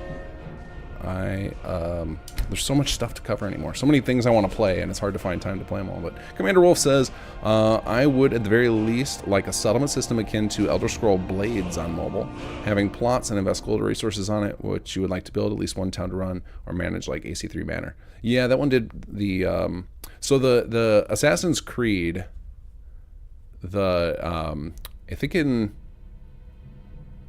was it in Brotherhood they first added that mechanic to Assassin's Creed? I know it was in one of the Ezio games where you could start upgrading a manor and whatnot. And, like, that's like the simplest form of it. And they've had that in a lot of different games over the years, but I know that was one of the more modern takes on it. That was part of the basis for the HQ system. Also, what is the multiplayer The Division, the Clancy game, had a system like that where you would unlock things in a headquarters, and like those were some of the inspirations for that. But then we were like, well, how do we give the player more control? So I like those gameplay systems. I think they can be a lot of fun, but I think they need to have like choices. I think that was something that the Hearthfire did well, but I think they need more, and that's kind of, you can see where we got there with Sim Settlements. But I have not played, I played Blades only for a very small amount of time. I just don't, I find mobile games are not good for me. Because like when I'm out of the house, that's the one time I can disconnect a little. And it's rare that I'm not here unless I'm doing stuff with the kids. So I don't need to be pulled onto my phone. So I haven't really gotten into mobile gaming. The last mobile game I got really into was Fallout Shelter. After Fallout 4 was announced, I was just like so ready for Fallout. So then they had Shelter right away. I was like, I'm in just to get my Fallout fix while I wait for that game. Choo Choo, give them the chair. Wait, what did I miss? Give them the chair. That's right. You should add armor mods. You mean to my Skyrim playthrough? I think if I add anything, it'll be probably story and systems. I think it'll be what I would add to this, but that won't be until after we finish the East Empire and Bard's College playthroughs. You're good. Kill the Draugr first. Super chat. Wait, thank you. Sky UI, please. Yeah, Sky. It is definitely like every time I open this menu, I'm wishing for Sky UI. I feel you, man. I do hope you will do another modded FO4 stream one day, at least with add-ons. We have gotten a lot of great add-ons over the last few years. Yeah, once I finish my current PC playthrough of Chapter 3, I'll definitely figure out what I want to do next because I'm going to have a perpetual series of Sim Settlements playthroughs going on. Like we have so many years of content built up. So yeah, I don't know. Maybe my next playthrough will be with all the add-ons installed, and we'll see how that feels. I'll probably have to get some like advice from those of you guys who are in the really finger on the pulse of the SS2 add-on community to know like if there's any plans I need to block that are buggy or anything. Because they start planning for the Sim Settlements anniversary too. Yeah, when is I know the Sim Settlements 1 anniversary, it'll be the 9-year anniversary in March, I believe. Let's see, it came out in 2017, so that's 2018, 19, 20. I think, oh, is that 8-year anniversary? And it feels like forever. It's crazy. Like Fallout 4 is on its 10-year anniversary coming up. It's just wild. It's just wild. When did Sim Settlements 2 come out? Hold on, let me check my... I don't remember. Let's see. Nexus mods. That's probably the best way to look. My stuff. When did SS2 come out? Sim Settlements 2. Because that's the one that's... I mean, celebrating this, Sim Settlements 1. That was... I think that is March 17th for SS1. Yeah, March 10th, 2017. Sorry. When did SS2 come out? Is there an anniversary coming up for that? I am really bad about anniversary stuff. I used to keep track of it when I was focusing more on YouTube.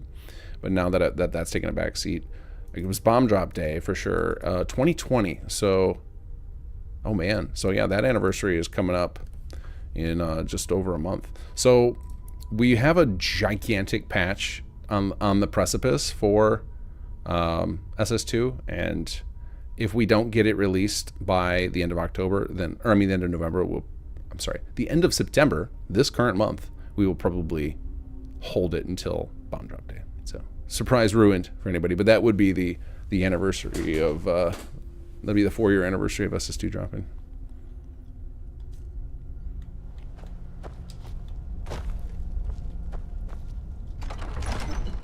Oh, if I get reminded me of Shrek, give him the chair. I was at a like a little art walk today, and somebody was selling a knitted... I'm trying to think of the name. A knitted like stuffed animal of Shrek. It was adorable. And I pointed out to my kids, and they had no idea what it was because they were too young for Shrek. But they have heard All-Star by Smash Mouth many times.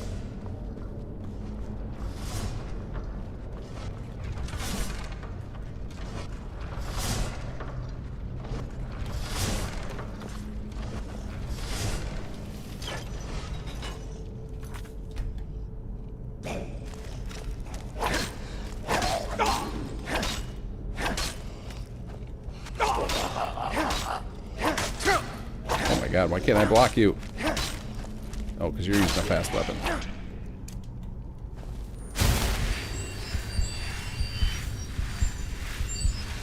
Rapid Strike, did you ever play America Rising 2? I know it's a different mod than some others. I played it very briefly. I played through, I don't know, first couple of quests.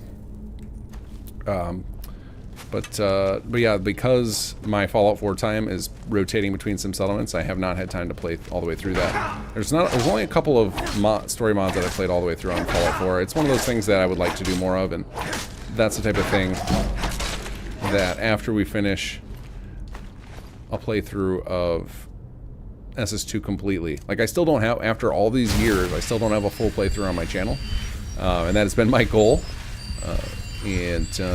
Once we complete that, then I can change up the rotation. And then there'll just always be something Fallout 4. In the same way that this is going to be, you know, I'm going to start out showcasing East Empire and Bard's College to make sure we have a full playthrough on the channel. And then after that, it'll just be, I just want to be playing Skyrim all the time. Or at least until TES 6 comes out. And then if that's a great game, then just get straight up replaced. Just like as usual for Bethesda games. I love ragdoll physics so much. I hope they never go away.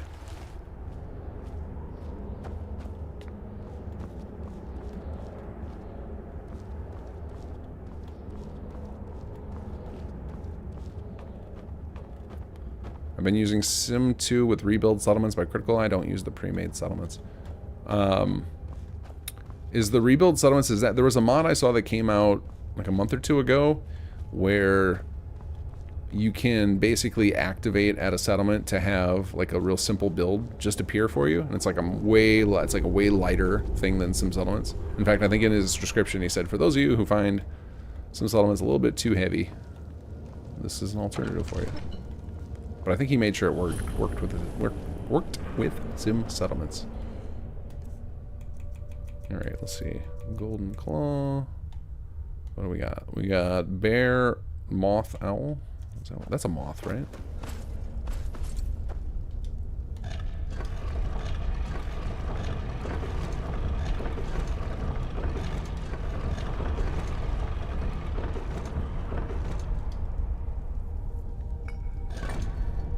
Yeah, Cat Nerd, that's a good call. I should have grabbed Sven. Totally missed the mark. But there's only going to room for one bard in this party. Sorry, Sven.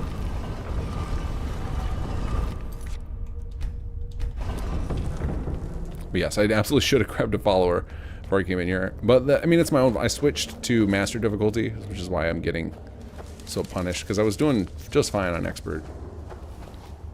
But I want it to be a little bit of a challenge. Because if I'm going to have, you know, like a summon and a follower, and I'm going to be throwing shouts everywhere, it needs to be a challenge.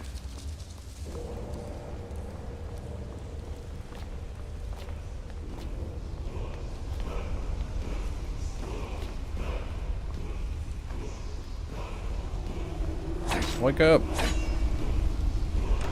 Fine, I'll loot your chest first. Alright. Can I just use that? Yeah, there we go. Hunting Bow of Cowardice. We got no time for bows. Because Eddie wouldn't be supposed to holding off to bomb drop. Frostpunk 2 and Greedfall come out this month too. Oh, is Frostpunk finally making its release? Because haven't they been in early access? I loved Frostpunk. That was such a great game. I definitely want to play the sequel. Frostpunk came out at a perfect time for me too. It came out like when I was on a vacation, like a family. Like, well, I don't remember if it was family. I think it was like I took my father lives in Florida, and I think I took my son to go visit him, and then I didn't have my access to my normal computer, so I couldn't do Fallout 4 for a brief period, so I needed a game I could play on my laptop. Frostpunk came out right around then. Or maybe I discovered it might have been out before then and I just discovered it then. I don't remember. But I remember playing that on a trip to Florida. Loved some Frostpunk. Bold of you to assume Test X will drop in our lifetime. I mean, that's how I feel about Fallout 5. Fallout 5 I don't anticipate getting anytime soon, although Did the Emmys happen? I saw Todd was at the Emmys, which is just bizarre. Did they win some awards for Fallout TV show? Because that bodes well for the game sequels. Or, if not the oh god, run! If not the base game, yeah, then maybe some New Vegas style offshoots from other developers.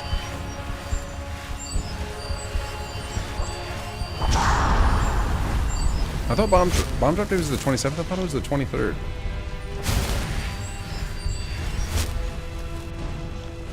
October 23rd, 2077.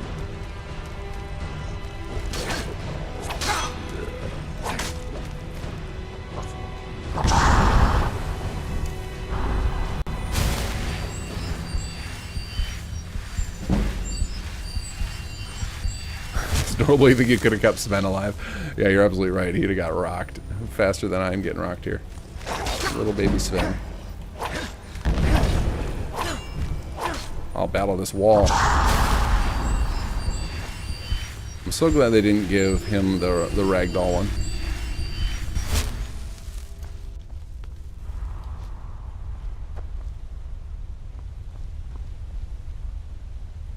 Should add Dandelion to your... I mean, we definitely discussed Dandelion when designing Bard's College as like the quintessential modern bard.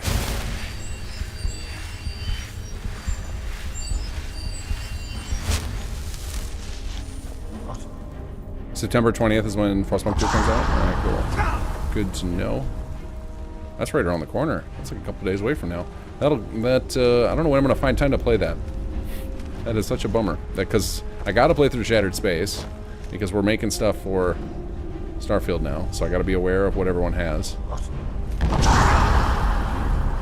Come on, swing that big chonkin sword. Run, get that sprint going. Need a meat shield character. I bet you guys have never seen this dungeon take this long. I think we're like an hour and a half playing through the first dungeon.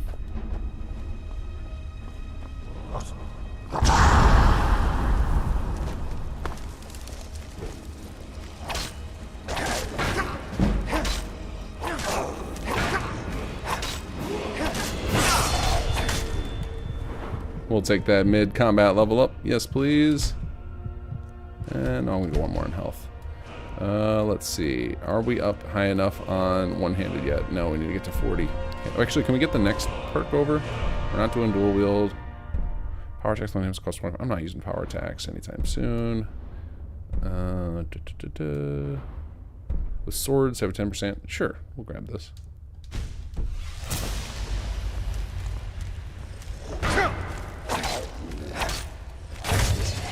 Critical strike for the finish. Grab our Dragonstone. Nord Greatsword. This is a two-hander, right? This is not a one-hander, but I can sell it.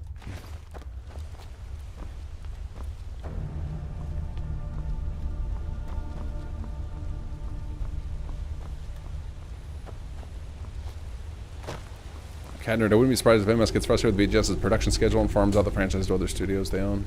Yeah, I'm not sure what they're going to do. It seems, I mean, maybe they're thinking that 76 is enough of a holdout, but 76 does not satisfy my need for Fallout personally. I liked playing through the story content that they added, but I want a full new lands to explore.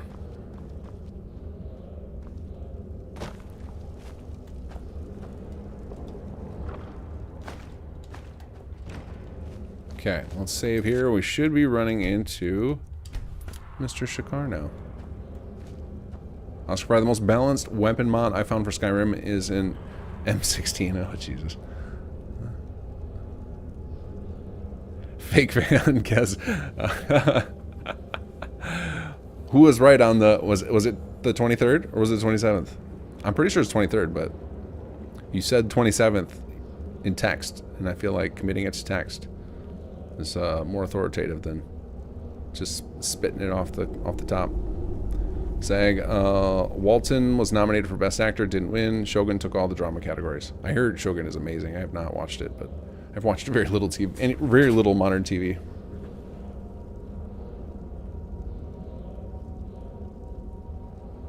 should have installed the mod for Dancing Kitty Man. No, I was so mad when I saw people posting that video and thinking that it was normal. And I was like, oh, it's just because everybody has that mod that it does that.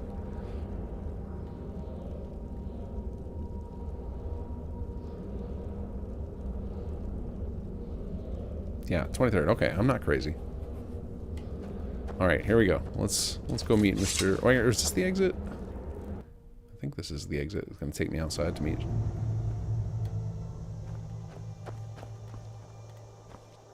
Oh, maybe not. Or is he going to be down here or something? Or maybe we have it locked out so it doesn't happen until later? I don't remember. Nope, there he is. He's trying to find us. Watch what you're doing. Hey, that was on you, buddy. Ah, hello. I offer greetings to you, yes? Khajiit asked but for a moment of your time.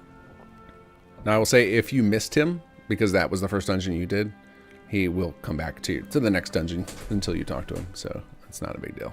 Because we talked about trying to come up with a better spot for him to appear, but for this particular dungeon, knowing a lot of people would do it, but it was... wanted to keep it systemic, so I was like, that's fine. People will pop out, they'll fast travel away, and then they'll catch him on the next one.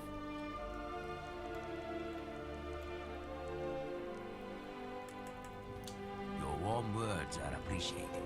Please allow me to explain my encroachment. First of all, my name is Shakar. I work for an organization known as the East Empire Trading Company. This area I was busy surveying.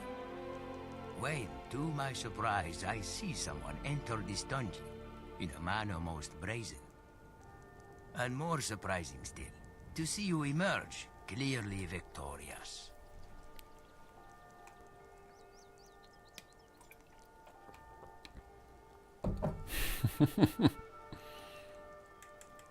I'll go humble. Although maybe I shouldn't. If I'm going to be a bard, I should be overly dramatic and exaggerating everything. During your venture, I'm sure you came across many trinkets and items of value. These places are usually filled with such. But some items you had to leave behind, yes? It is impractical to carry out all that we might like. This is why I approached.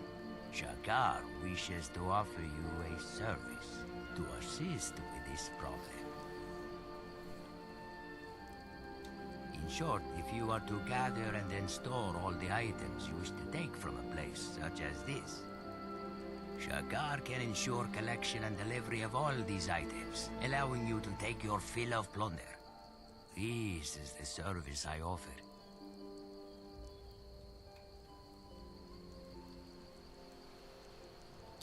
I can explain. Of all the treasure, armor, weapons, and shiny baubles you wish to take from somewhere, usually this would require much filling and emptying of pockets, many a journey to and from, much time and effort spent. What I offer is a service to alleviate this burden. All you'd need to do is gather everything you wanted to a single place. And then I would arrange couriers to pick up all these items and deliver them to a secure and easily accessed strongbox for your future retrieval. You are wise to know I would want something. Yes, in exchange for providing you this service, I would ask that you allow my group, the East Empire Company, to lay a temporary claim to any territory you have cleared. Once an area has been purged of hostile presence, I would dispatch a clerk to survey and catalog the site's value. But do not misunderstand. We would not be taking any items or treasure. Through your efforts, these of course would belong to you. In truth, I have not been with the company long. I am a junior trader, but I can tell you that the East Empire is a large and powerful group. It has many branches across the face of Tamriel, and is responsible for a vast amount of trade. However, its presence in Skyrim is not as secure as it could be. Shakar intends to change this. There is value to places beyond the objects held within. For example, its location may have strategic importance. There may be natural resources or historical and cultural significance to the area. These things have worth. But first, these aspects must be correctly identified and then recorded. It is a matter of bureaucracy, one might say. That is why I wish to lay a temporary claim to these places. Man, it's been so long since I've heard all of this Shikar dialogue, because once we got the tree working, we would then just like rapid fire through the dialogue tree to just get to the rest of the content for testing. I would like to take all the treasure for myself, of course. But I believe the best business transactions leave all involved parties satisfied. Since you will be doing most of the work, it is only fair all the spoils go to you. Otherwise, your incentive to help me is not so much. Treasure is nice, but long-term and stable profit is better. I have no interest. Piss off. Ah, this news is wonderful. You have made a good decision, I think. Here, you must take these. Place the relic inside a container, and I'll be made aware of its location and of your desire for the items held within to be transported. Anything gathered will be moved to an East Empire trade camp for your future collection. Of course, right now, there is only the one camp, but in time, there shall be more. I am unsure. It is something discovered by my business associate, but he too knows little of them. What we do know is that the relic you hold react with another kind of apparatus, one that I have right here. When roused, the relic I gave you behave as beacons, emitting bright light into a dark sky. I speak figuratively, of course. The apparatus that I hold allows me to see where that light is coming from, and acts much like a compass, guiding me to the light source. To be more exact, officially, the camp is not truly part of the East Empire's mercantile presence in Skyrim, at least not yet. Instead, the current camp, and the more that shall be built, represent a personal endeavor. Should have no fear. In time, there shall be more camps. I bet my whiskers on it. Shakar has certainty that you will. Also, I should mention, any area in which you use a relic must be either cleared of any hostile creatures or be out within the open. Otherwise, my couriers will be unable to gather what you have stored. And remember, once collected, your items will be available from any current or future trade camp you send them to. Have you understood all I have said? If you wish, we can test out a relic right now, so you may see how they work. Okay, so normally when I'm testing, I just skip this, but I'm going to do the demo because I think most people do it, and I'm going to show you guys some workarounds for some of the jank that can come up, because this is not our jank, this is Bethesda AI jank. So we're going to go ahead and do it. The demonstration shall be nice and simple, yes. First, take this. We can use this junk for our test. Now, let us enter an area you have cleared, or, for that matter, any other place with a container we can use. Then, all you need to do is place that junk and the relic inside of a suitable receptacle. Lead on, and I shall follow. Alright, we're going to go ahead and do this part before we get back to our original plan, just because I want to make sure that he's not just perma-following me. Now I gotta remember, how do I get in again? Where is the... Actually, I'm gonna test something. We're gonna save. I'm gonna see what happens if I fast travel over there, if he like keeps up. Because I've not actually tried that before. Let's see if he teleports with me. Well, let's learn. Oh yeah, he does. Good, good, good.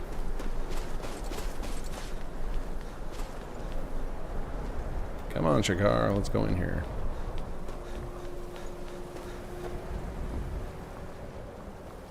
Alright, so we need to find a container in here. I think the objective...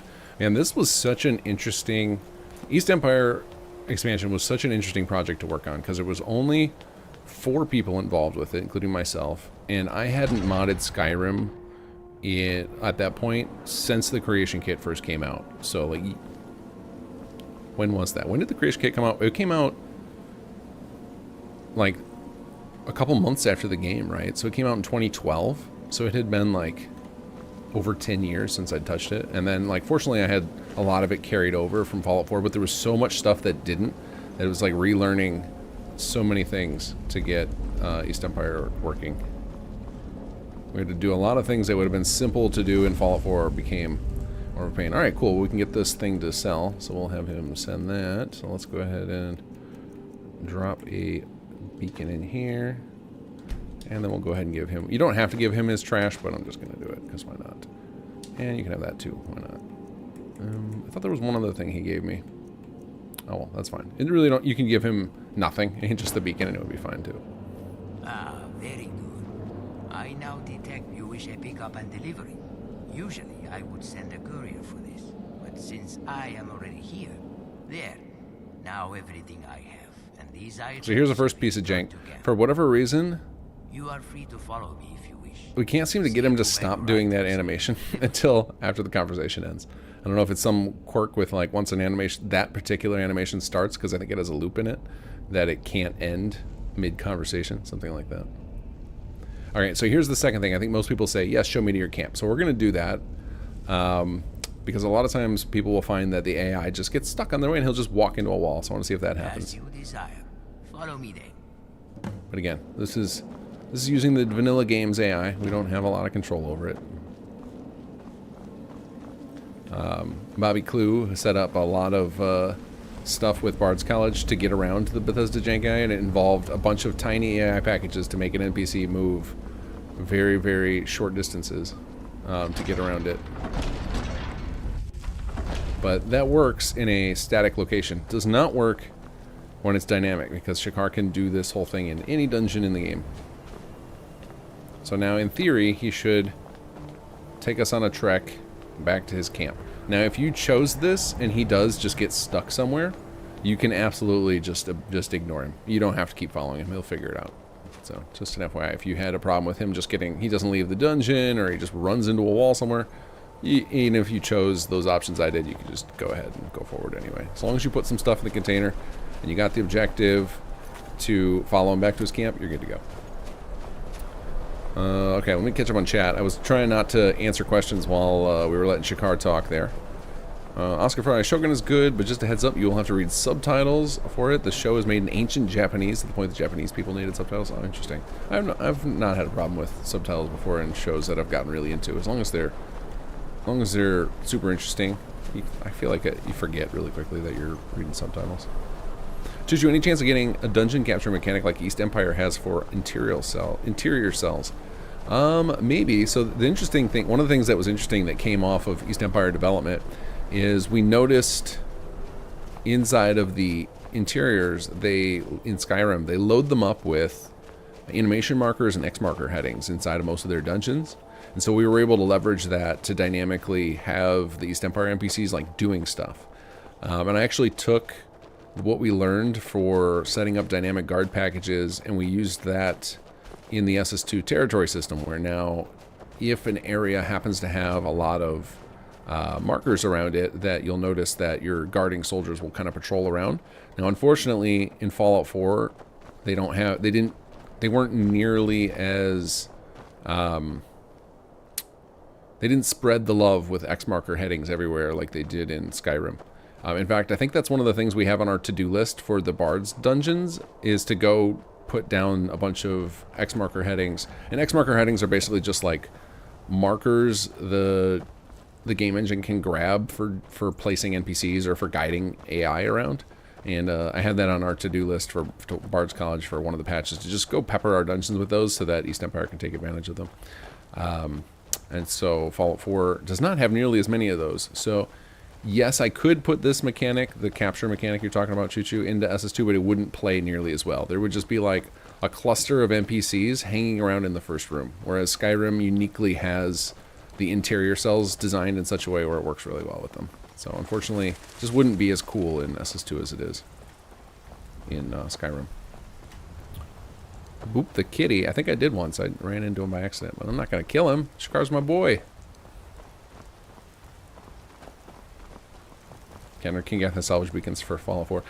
Yep, salvage beacons for Fallout 4. Actually, the East Empire started out with, we were having conversations about what we could do in Skyrim when we were first invited to create some like demo content, like initial content for the new program. Like I had come off a Creation Club and they're like, hey, we're starting this new thing and whatnot. And when I grabbed the tiny squad to start, sorry, Shakar, I needed those skill points. We kind of started jotting down ideas of things we could try and do, and one of the things we had was like looking at underutilized factions as like an inspiration, and the East Empire was one of the high ones on my list. And then I said, I think I just made the comment of like, I should just go see if I can port a Fallout 4 mod over. And I was like, let's just do salvage beacons. Like that, I invented salvage beacons when I was learning how to mod Fallout 4, so I know it's relatively simple. Like it's not like getting into something like some settlements. And then that happened to work nicely with East Empire Company, so it worked out well. But we've joked about, hey, maybe we need to do salvage beacons / relics for Starfield. We started talking about what we should do at Starfield, but we actually have a different plan. We're gonna do something a little bit different for Starfield. Like I do want to have, I think that mechanic is valuable in all Bethesda games, so we will probably end up with it in Starfield as well, but in quite a bit different form.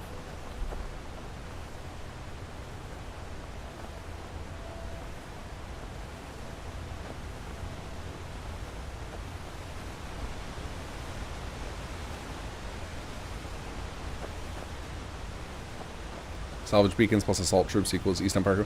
Oh yeah, Sag, I think that's the one you were telling me about that does a similar thing with the guards.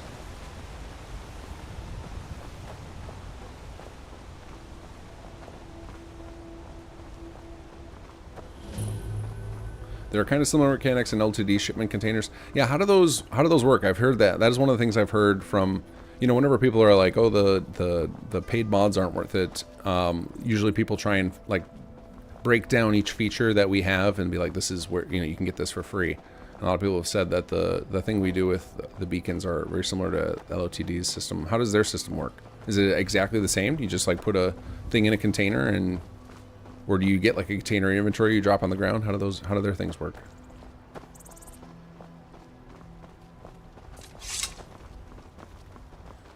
Everyone's waiting for KG to make Sim Starfield. Yeah, I actually have Sim Starfield, the mod name, on I've been looking for you. Nexus reserved already. To deliver. I don't know if it's gonna happen though. It's like we definitely, it can't happen currently. There are too many limitations on Starfield modding for it to be possible. What did I just get? Is this gonna be for one of the Creation Club things? Anonymous letter. Yes, this is a Creation Club thing. Oh wait, did I just see a new spell? Yeah, might as well learn those. Oh, Shkar got ahead of us. So I'm actually not going to go meet up with him because I want to do that on the day 1 episode. So let's continue. So we'll go ahead and leave Shakar there. But you can see he made it all the way. So that's just using Bethesda AI. So, you know, anything can go wrong. And of course, any mod interference can cause problems with it. But anybody, if you have trouble with Shakar, you don't actually have to follow him. You could just break free anytime and he'll get there.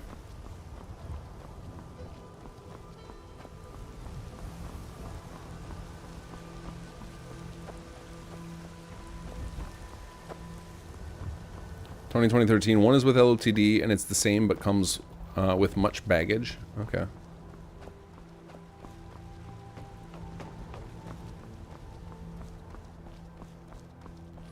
But the yeah, we tried to encourage baggage with it for the sake of balance, but it tends to be that after you level up the East Empire, then you lose all the baggage. It just kind of becomes definitely an overpowered service, and that's the point. I think that's one of my favorite things about Bethesda's games is they're not shy about just letting you work your way to total OP status, and I think that's a lot of fun. It's part of the power fantasy, so we kind of do that too. Just want to make it I think one of the biggest differences between SS1 and SS2, outside of the obvious of there being a story, is the big progression tree of we still end up in the same status, the same state you do in SS2 as you did in SS1, where you're just like uber rich and your settlements are just giving you ungodly amounts of stuff. And we do that in SS2 as well, but it takes a lot longer.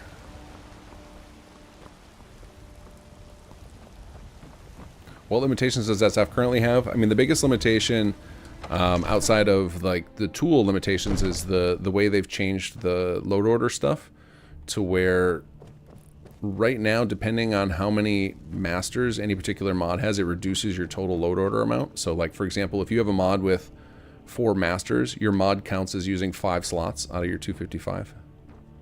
And that's huge. Like, that makes it so that it's very easy to get like a load order with 100 mods that maxes out your load order, which is very unfortunate after all the work they did in Fallout 4 and Skyrim to uncap load order with ESLs. I'm hopeful they'll try and fix it, but it hasn't happened so much. Yeah, the mod index limit is a huge limiter. There's other limiters too, like for example Papyrus can't do microscopic unit movement like Fallout 4 can, because they changed the unit scale to be work in a universe in Starfield. So something like the code we use for sim settlements to do like little tiny movements and place things dynamically wouldn't work in Starfield. So we would have to do like clever use of pack-ins to replicate the type of things we do with plots in SS2. We couldn't even do plots as we've done them. I would have to redesign that whole system. Because it was definitely on my list at one point to be like, I should try taking, you know, like the most core element of SS2, like the plot system, and try porting it over to Starfield just as an exercise. And I immediately got bricked by they changed the way the unit system works so dramatically that you can't do certain scale of movement with scripts, which is a big problem. That is where your job ends and mine begins. The work of the mind, sadly undervalued in Skyrim. My associate here will be pleased to see your handiwork. She discovered its location by means she has so far declined to share with me. So your information was correct after all. Raven says, you put all your stuff in the shipment containers that are placed outside of each in player home, and the contents get sent to the big player home in Solitude. Gotcha. So I guess ours is a little more useful if you're a hoarder within a dungeon, so you can grab all the stuff from that dungeon and dump it in, whereas it sounds like with LOTD you have to take all that stuff out of the dungeon with you and then put it in those containers. So I guess ours has its own place. It's a different system. I don't know if we can stop it. We also have the ability to deliver it as you play through East Empire. You unlock the ability to eventually deliver it directly to your own whatever player home you choose. So, Irileth tells me you came from the Western Watchtower? Yes, my lord. We've also got in East Empire an auto loot system, so after you get deep enough into the systems, you will unlock the ability to where any container you touched in a dungeon, even if you left stuff in there, the East Empire will come in and fetch that stuff for you, and they'll send it to their local outpost. I never ran so fast in my life. I thought it would come after me for sure. So I think it sounds like we went deeper on the system than they did, so there's still reason for ours to exist. Yeah, and you have the option to let East Empire just sell it for you too. Irileth, you better gather some guardsmen and get down there. Scarecrow, hello. Do you think more features will come to Starfield's creation kit? Yeah, I'm sure they will. I'm sure they're going to want to get... If they want to create a healthy, thriving mod scene, which, you know, anybody who pays the least bit of attention knows that, you know, Bethesda games' lifespan is dramatically increased by the modding scene. It keeps their franchise way more relevant, right? There's how many times do people put out crazy viral videos of like they modded X into Skyrim still to this day.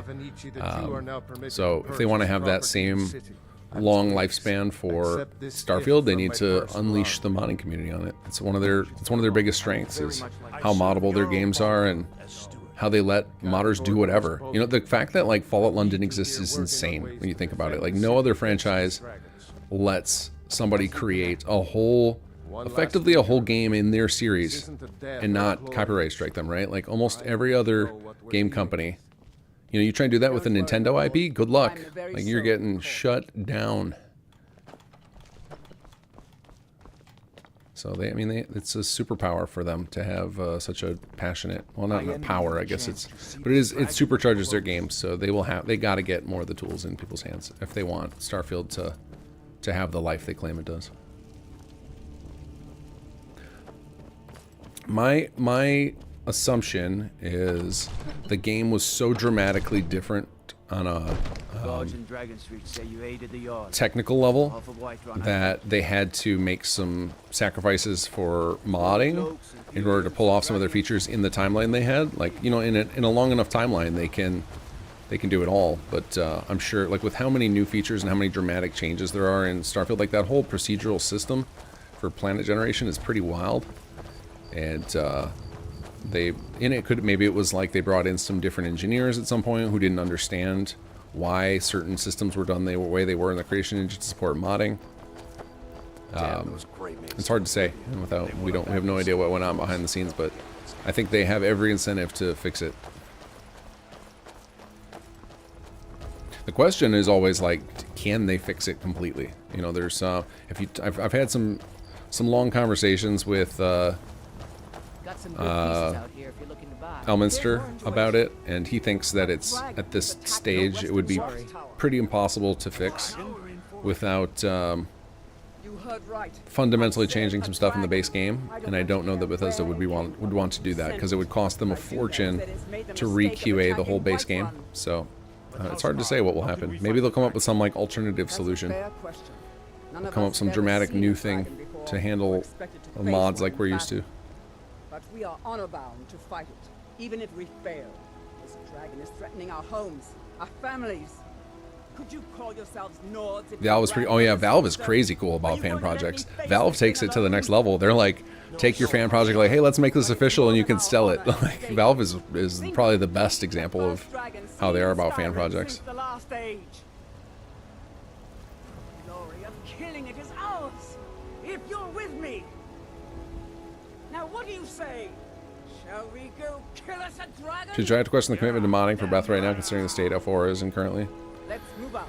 Yeah, that stuttering thing is kind of a bummer. This was as stupid as a few.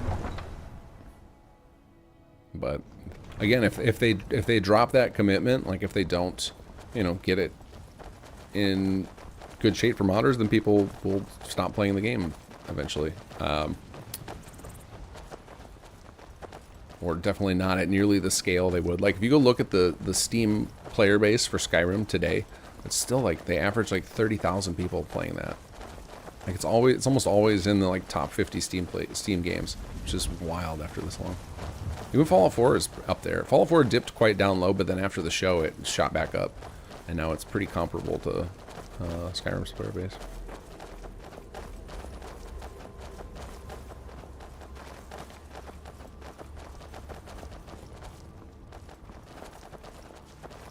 Yeah, I don't think that Bethesda is fully adapted to their current situation of like they've got their latest title out. They are, you know, now owned by Microsoft.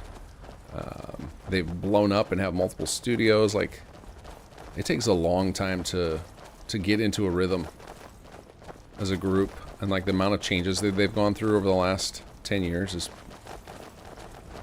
yeah, I don't know. It'll be interesting to see where they go. But in general, it seems like, from my experience, like I've had a lot of close experience with people at Bethesda, it seems like they very, very, very, very much care about the modding scene.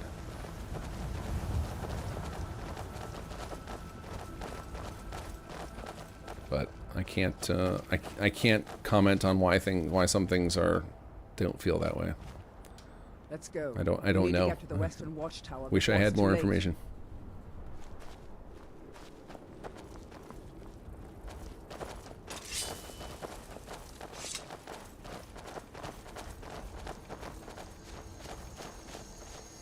So Choo Choo is trying to ask, but he wants to hear about your FO4 SS2 Chapter 4 Open Waters with Kevin Costner. Yeah, no, there's no Open Seas mod coming. The closest we're gonna get to Chapter 4 is just all the post-launch updates we're gonna be doing for SS2. The next one, I shouldn't say the first one because we've already done a couple of story updates, but the next big one is due out very, very soon, like within the next 6 weeks. Choo Choo, respectfully, it's been 5 months. I don't think they're gonna fix it. I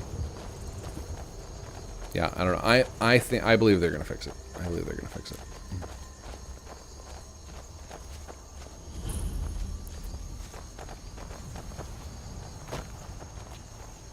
No, get back. It's still here somewhere. Crocky and Todd just got grabbed when they tried to make a run for it. Guardsman, what happened here? Where's this dragon? Quickly now! I don't know. Kidret, save us. Here he comes again. Yeah, now that somebody in the community, I think Perchik solved the issue. Like Bethesda, it's been reported at Bethesda and they're aware of it now. Like they know, like it's clear, like seeing exactly what the issue is now. All right, I think I finally have to use a bow here, or I can't participate in this combat.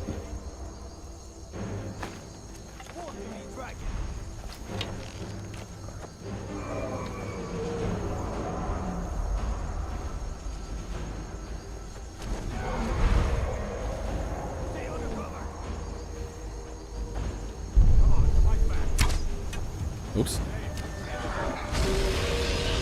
Kill that stupid guard. Get him, Mermulnir. Oh, this guy's gonna be a bullet sponge, ain't he? I'm master.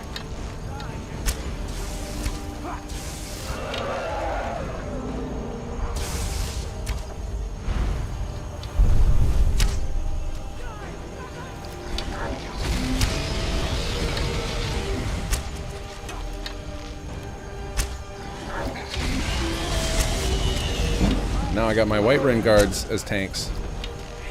Don't even need Lydia. Gonna run out of arrows before we kill this guy. Uh-oh, uh-oh. No, no, you guys eat the fire.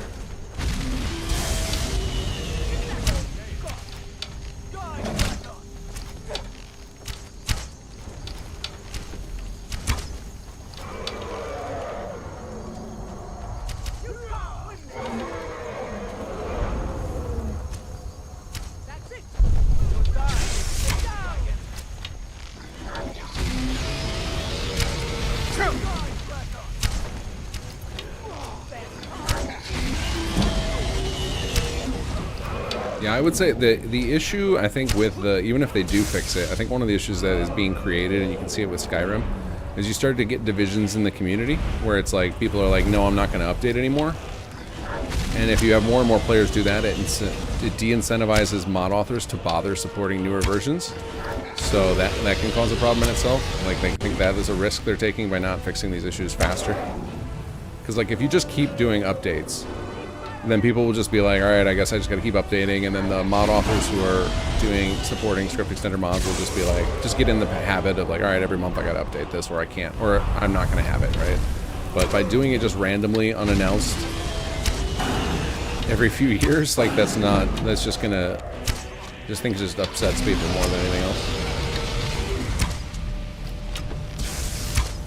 You know, like if they treated it more like Minecraft is treated, where it's just part of life, right? That there's just a new Minecraft update every couple of months, and you get used to it.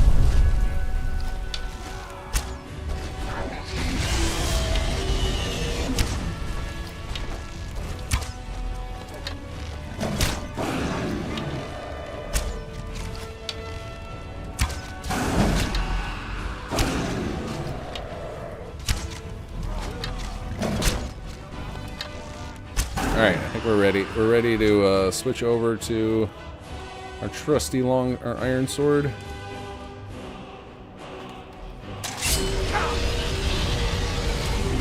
Oh, or I guess not. When's the last time I saved? Oh man. Oh no. Okay, not too far back. We can run ahead. We won't. Just get to do the dragon fight again. Alright, I guess we're just going all bow and arrow. The dude hit me like a truck. Alright, let's go ahead and favorite these things.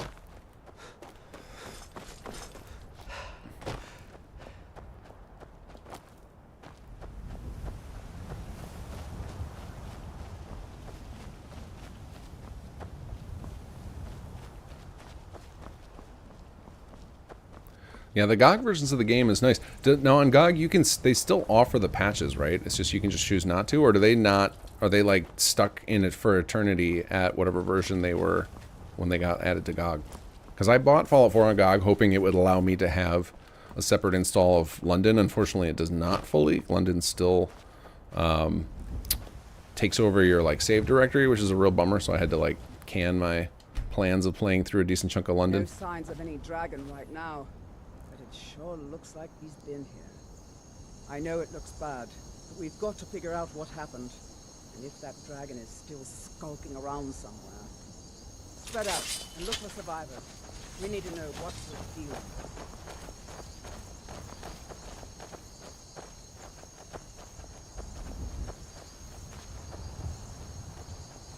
Yeah, that's what I'm wondering is like, will GOG get the later updates is what I'm curious about. Because I think it does for Skyrim. Get back. It's still here somewhere. Rocky and Tor just got grabbed when they tried to make a run for it. Kinggath, save us. Here he comes again. Here he comes! Find cover and make every arrow count!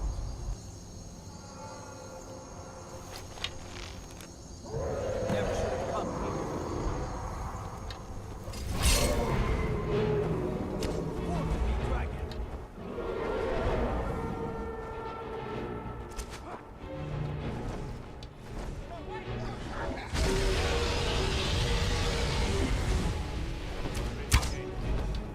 Okay, I think we're good for a save here.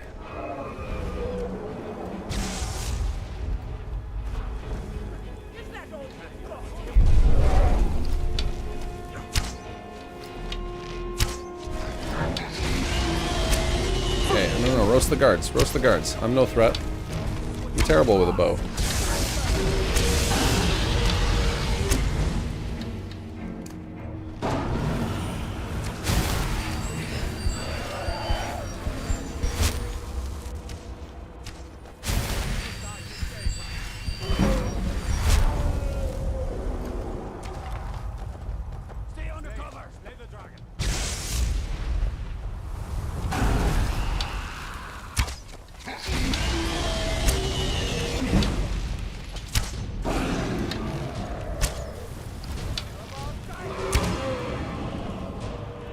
Come on down, Merm.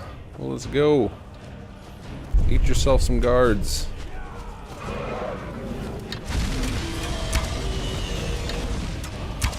Do headshots count in Skyrim? I don't recall. I think they do with mods, but I don't think they do by default. Whoa. Whoa.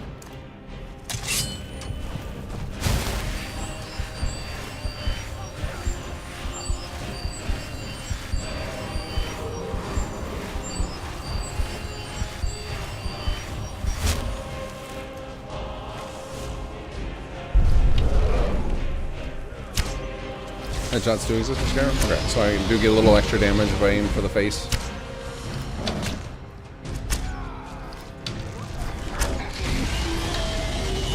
So like questions I've never had anybody to ask.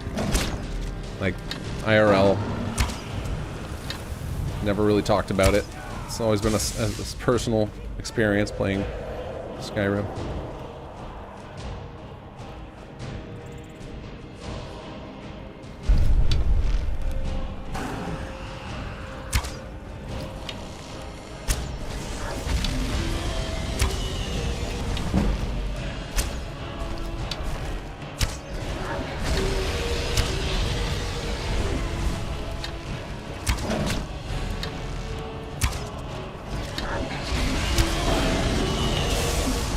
Going much smoother now. I just acknowledge my limitations. I am a lowly baby character. I am not going to do well running up and hitting him in the face. We're just gonna double heal.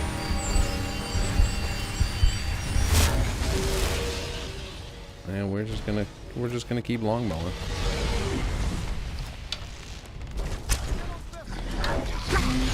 Nope, nope, nope, nope.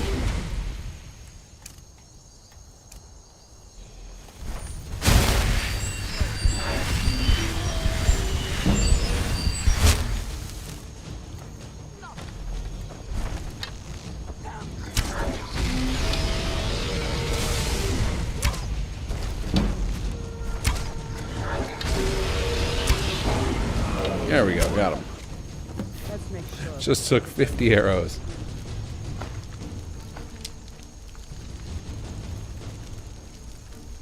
Yeah, I got plenty of weight. I can take a few of these. Damn good shooting, boys. Everybody, get back!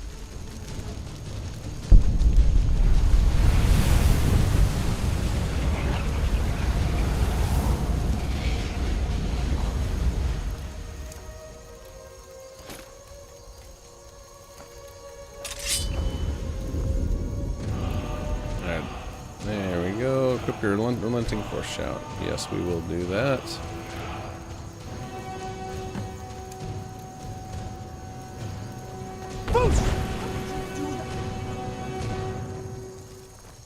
That was the hairiest fight I've ever been in, and I've been in more than a few. I don't know about this Dragonborn business, but I'm sure glad you're with us. You better get back to Whiterun right away. Jarl Balgruuf will want to know what happened. Believe it. You are Dragonborn. He just interrupts Aerolith. In the very oldest tales, back from when there were still dragons in Skyrim, the Dragonborn would slay dragons and steal their power. That's what you did, isn't it? Absorb the dragon's power. Yes, I think I am. You can shout now. That can only mean one thing. You must be Dragonborn. Dragonborn? What are you talking about? So do they believe that Ulfric is Dragonborn? Is that why everybody follows him? Or do they just not discuss that? Is that? I feel like that's the type of thing you'd find explained somewhere in the game. There weren't any dragons then, idiot. They're just coming back now for the first time in forever. Okay, we don't have to sit here and listen to this. I just always enjoy it. I enjoy that conversation. Alright, let's head back to the Jarl. And we will have our day 0 at a good spot here. Oh, no, that's right. We still gotta go climb to High Rockgar. Alright. We got some stuff to do here.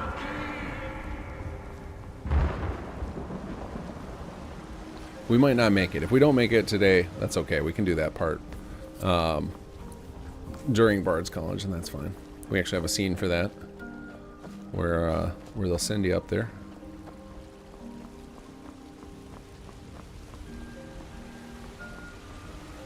That's true. They saw me eat a dragon's soul. That is significantly different than just doing a little shout.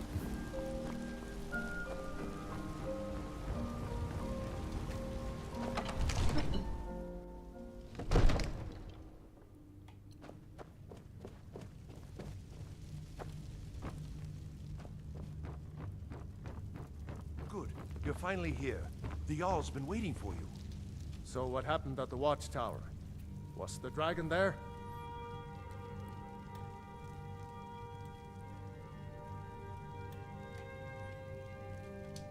Dragonborn?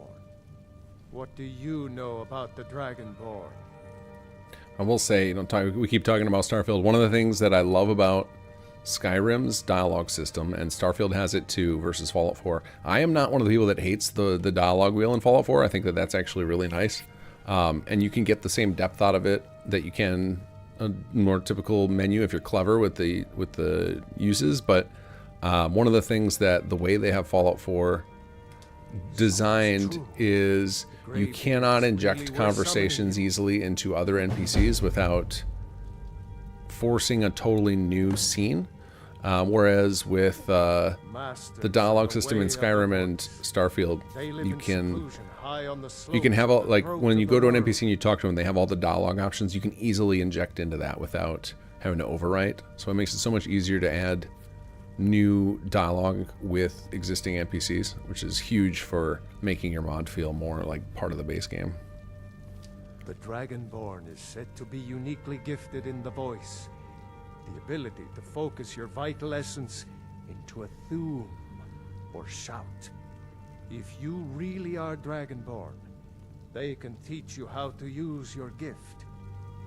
Oh yeah, because I shouted without training. Yeah, that makes sense. What else could it mean? BGS considers Fallout 4's massacring style dialogue a failure. Hopefully they won't do it again. Didn't you hear the thundering sound as you returned to White? Yeah, I don't think they will, because I think it also, even if, it's funny, they talk about that maybe being a failure, or like a lot of people didn't like the system, but Fallout 4 is like one of their greatest selling games of all time, and there has a huge residual player base, so it's, I don't think it was as bad as all that, but I do feel like for the Bethesda gameplay template of you're meant to be a blank slate character, it does feel off compared to other Bethesda games. Like, so I get why they would steer away from it, but I actually really like it. I like having a talking protagonist.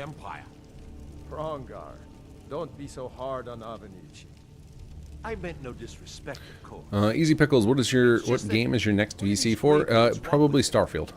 That's the Greybeard's business, not ours. We have some stuff we want to do for Skyrim, but when you killed that dragon, it revealed something in it is currently like the next thing we want to do in Skyrim is massive, like a big giant project, like bigger than Bard's College, and we're just not ready for it on several fronts. One is, we want to take a little break from developing. Like, we developed hardcore. This wasn't like developing. Bard's College wasn't like developing Sim Settlements, where Sim Settlements is like a hobby thing. It's, we do it nights and weekends, and we have a ton of people working on it because it's all volunteers. Bard's College was full-time work for a whole bunch of people. Worked with tons of contractors, tons of voice actors. It was like a legitimate business production. It was extremely expensive to make, and it was a lot. Like, I'm so glad we did it, and it came out fantastic. And I would definitely want to do it again. But we just need a little breathing room before we do it again. So we're not quite ready for it. Done a great service for me and my city, Dragonborn. By my right as Jarl, I name you Thane of Whiterun. It's the greatest honor that's within my power to grant. I assign you Lydia as a personal house. There we go, we got Lydia. Weapon from my armory to serve as your badge of office. I'll also notify my guards of your new title. Wouldn't want them to think you're part of the common rabble, now would we? We are honored to have you as Thane of our city, Dragonborn. Back to business, Proventus. Yeah, Chucho, I think that would be the biggest fail for Yes, my lord. Fallout 4. I think that the people complaining about the dialogue wheel itself, I think, is overblown, because if they, like, Bethesda themselves figured it out during Far Harbor that it's very easy to just take the question option and turn it into a secondary dialogue wheel where you can ask more, and you can do that over and over and over again. And I think very quickly, like, we figured that out too in several points, and it was like, oh, this is really just like the equivalent of a next button, and that's fine. But the voice protagonist makes it very hard to mod, for sure. And I think it made it harder probably on their quest designers, because all of a sudden they have to now tell their quest designers to, like, take it easy on player dialogue, right? Because it just, every time they add a new option, that's like a couple more dollars on the budget. So, so I think that it doesn't fit well with their gameplay design, or with their production design. The Jarl has appointed me to be your housecarl. Lead the way. There we go. We got some Lydia here. Actually, I probably got some cool stuff for you here. Still here. Trade some I am things. sworn to carry your burdens. All right, what do we got on ourselves? I think we've got some. Yeah, we could probably give you the Axe of Whiterun. Actually, I kind of want to give you that. That's going to look awesome. And I guess we'll keep this hunting bow, since now we occasionally have need for bows. So you can give you that, and then you can pick which one you want to use. Do we have any apparel we can give her? I think I've been not holding on to much. No, you don't need that. Okay. What are you using? All right, you're using the big cool sword. Awesome. Commander Wolf with another donation. Huge. Thank you, man. A Skyrim mod that I haven't seen updated in a while, but offered a lot, was the Skyrim Conquest mod that let you become High King. Thought about using it, but given it being outdated, wasn't sure to use. Does anybody know anything about a Conquest mod that lets you become High King? Is it still worth using today? Thank you again for all the donations, Commander. You're awesome. You know what I need to check? Because every once in a while I forget I have, like, random diseases. No, I'm good. I'm good. I think I just missed a tag message. Nick Carter, got to thinking maybe I'm the Dragonborn and I just don't know it yet. Are you good at shouting?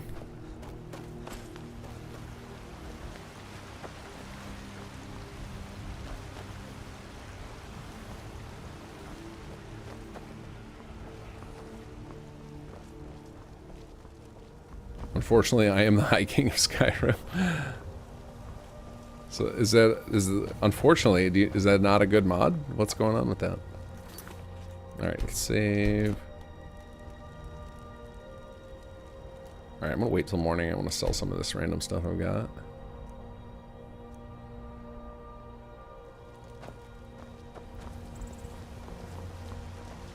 I don't claim to be the best blacksmith in Whiterun. Jorland Greymane's got that. The finest weapons and armor. Alright, let's sell some junk.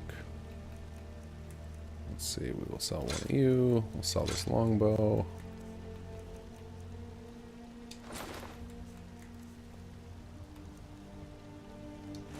Now, okay, I think it's something like, is it something like every time you sell, there's a chance to trigger a speech thing? So it's like, isn't there something weird like that where it's like you're better off? Oh, get out of here. Get out of here. Isn't there a weird like thing with Skyrim where it's, so if I go in here and I just sell a single arrow, there's a chance that I trigger a speech point? Something dumb like that, and then I have to exit out and do it again. To protect yourself or deal some damage.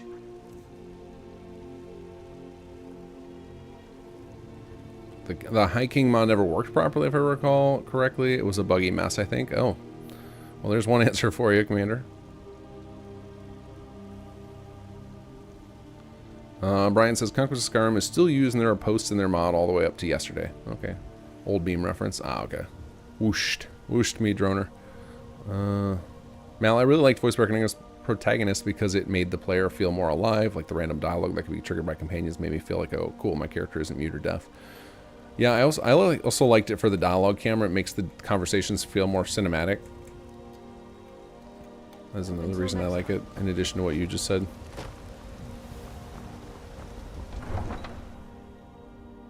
I think the hiking mod touched too much of the vanilla main quest, which always breaks things. Yeah, it's always risky messing with those.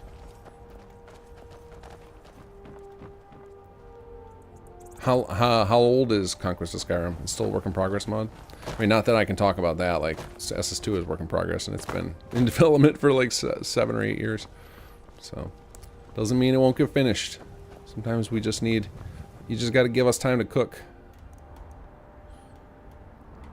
I mean, one of the biggest things that drew me to the VC program was just the opportunity to make mods quicker. Like, man, it's awesome to be able to work with volunteers and build these out over time, but it takes, like, sometimes this relatively simplest idea just takes forever because you got, you know, I'm not going to pressure a bunch of people to work quickly for this free project. You know, we got to work very quickly during COVID because suddenly just everybody had a lot of free time, but after that year and a half, like, development before and after that was pretty slow. And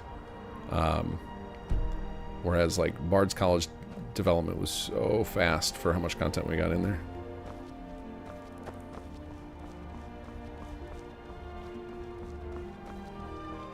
Alright, I'm trying to think of the best way to get there. I feel like I was gonna travel over to Riften, but I don't know that I guess it's a little faster for this hill over here, but I don't know. I guess Riften's got to be a little bit closer. Alright, climbing back and we'll be off. Where do you want to go? Climbing back and we'll be off. Called it. Is that always the line he has, or does he have a couple of?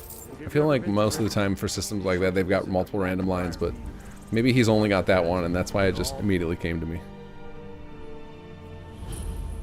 Nick Carter, looking forward to Shattered Space? I am. I'm curious what they did. I would especially like to see what they changed in the core gameplay loop, like not just stuff, you know, I know they have like the, you know, it's focused on the House Faroon, and they're talking a lot about it being, you know, handcrafted planet as opposed to a lot of spread out locations and procedural generated content. And that's great and all, but what did they change? What else did they change about the core loop? Because that's only good for that experience, right? Then it's after you finish. Just want to grab this map marker. That's after you finish that quest content and you finish all of that. Then what's left behind, right? So what did they add? Did they change like workshop stuff dramatically? Did they add in a new power system? A new series? What's it called? I'm trying to remember what they call the perks in Starfield, like the little sections of them. Like, did they add a new section to it? Like, I'm curious what they did outside of just the story, because the story will be great for my first playthrough of it, and then it's like, what am I left behind with afterward? You know, that's the same way when we think about the stuff we're doing with Sim Settlements or with Skyrim creation projects of like, what after the player plays through our quest content, like what are they left with? And so that's kind of what I'm thinking about Shattered Space now. Is what do I get? What do I leave the experience with? And if it's just a few items, that's no good, because the problem is you level out of items very quickly. Items are a temporary reward.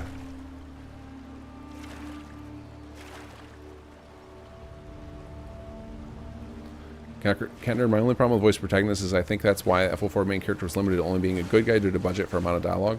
Yeah, it could be. I mean, also think that you kind of get to be a bad guy in that you can just like blow up a faction. But yeah, in general, like there's not really a pure bad guy route.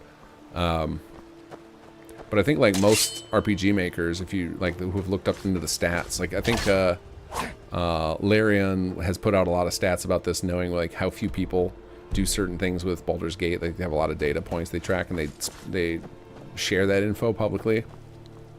And like one of the reasons they saved their evil ending patch until so late was because they knew so few people would actually experience it. So it was meant for the hardcore players who are going to keep coming back. So there's definitely less return on investment for doing evil playthrough. I mean, we saw, if you go look at the download numbers of SS2 versus Conqueror, and it might not be that bad due to age, because Conqueror's been around for so much longer, but you know, looking at it from a perspective of like the first couple of months after it was released, and it was night and day how many people came to SS2 versus Conqueror. And I know SS2 is, you know, objectively a better setup. Like the story was more well thought out and deeper, and obviously a sequel to Sim Settlements is more enticing than just an expansion to Sim Settlements 1. But I think there was a huge turnout. A lot of people have told me, like especially in the people who are kind of close to us in the community, like have let us know many times over that like, yeah, it just wasn't, the whole marketing around raiders and being evil just wasn't for me. So I think that's a pretty common sentiment. Winterwolf last mod update was March 2023, but given how much it gives the player, it's like Sim Settlements 2 for F4 in comparison for Conquest of Skyrim. Interesting. Everybody always tells me that Legacy of the Dragonborn is the... Or, no, I should say that backwards. To say it this way would be wrong. I'm often told that... What the hell? Since when are there goblins in freaking Skyrim? What the heck? Is this Creation Club?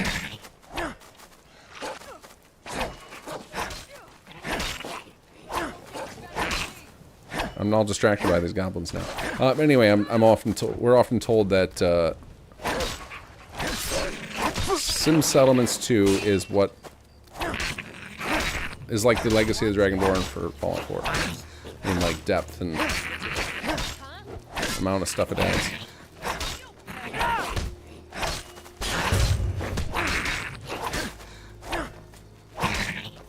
There's so many of you little freaks.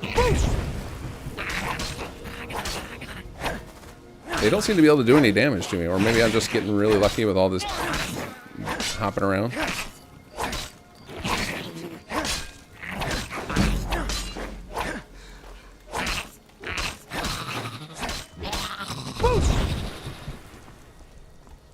That's from Creation Club. Okay. Losing my mind there.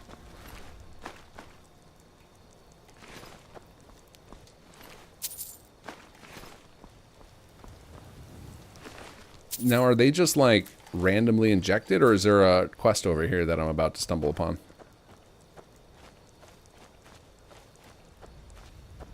actually lost. With all my spinning around, I actually lost track of which way I was facing, so I don't know which way they would have come from. It's the Anniversary Edition CC stuff? Okay.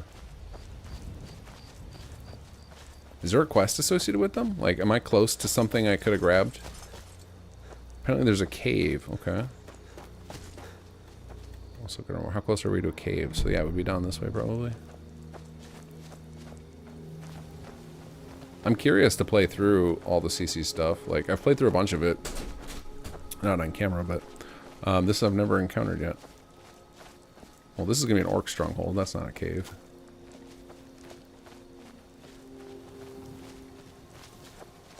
It's really short. That's okay. Well, then I can run through and do it right now. We need to level up some. Oh, get wrecked, spider.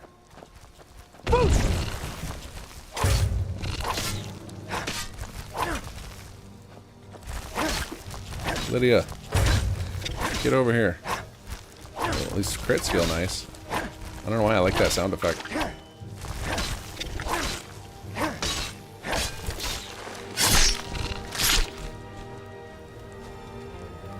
I don't remember what game it was, but I saw somebody, oh, I think it's World of Warcraft, to solve the arachnophobia problem. They're offering crabs as an alternative. I think it was WoW. Maybe it was some other game, but I think that's a great alternative. Everybody, crab team, represent.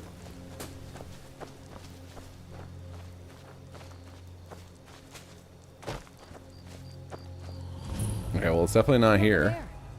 That's a dwarven ruin. Indeed, dwarven ruin. I don't know where these goblins are. Oh well. It's along the mountain. Okay. Well, if we stumble upon it, we'll play it. But we're on a mission right now. My mission is to get to High Hrothgar and go to bed by midnight. So I got about 15 minutes to make it up the 7,000 steps. I don't know if we'll be able to pull it off, but we're going to try. So I need to stop getting distracted. But that is why I love this game so much. It is so fun to get distracted. Maximum crab. If you don't know about crab lore, I am sorry. It would take you, there is a 28-hour stream that would be required to help you make sense of it all. Wait, who is that? Hey, buddy. How's it going?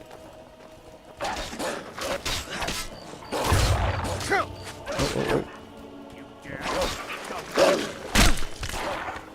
All right. Hand over your valuables, or I'll gut you like a fish.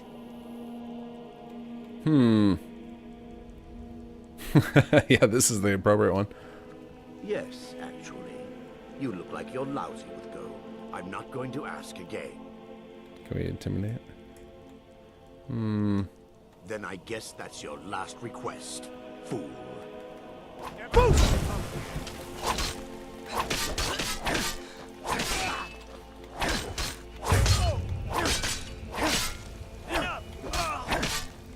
Sorry, thief.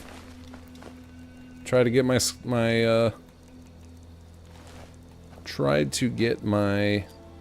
actually, I kind of want to wear, I think that's leather armor is better than my iron.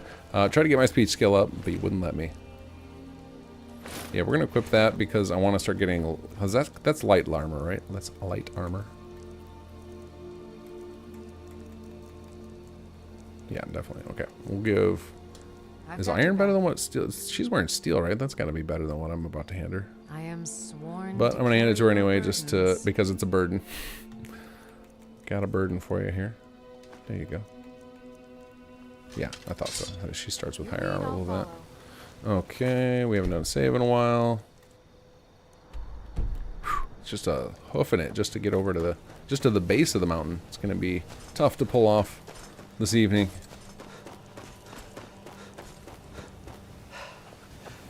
Oh, another pet for a menagerie. Fox joined rabbit and our team.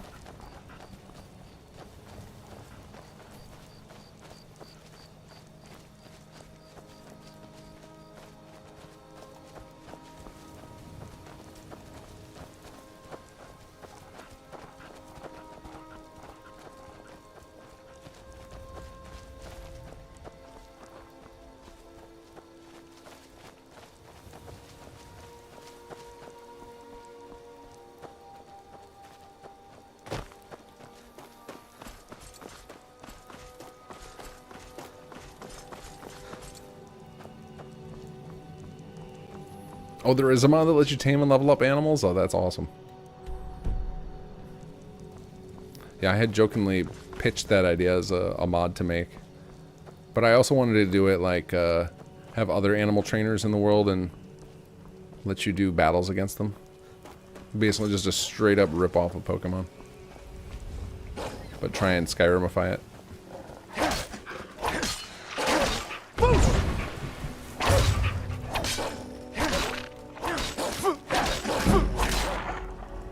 There we go. Give me that sweet level up. Alright, yeah, Magicka. Oh, nope. Let's go over here. Need 60 for that. And 50 to get any of these perks up here. Okay. Okay, so we're locked in on one-handed for a bit until we get to 40.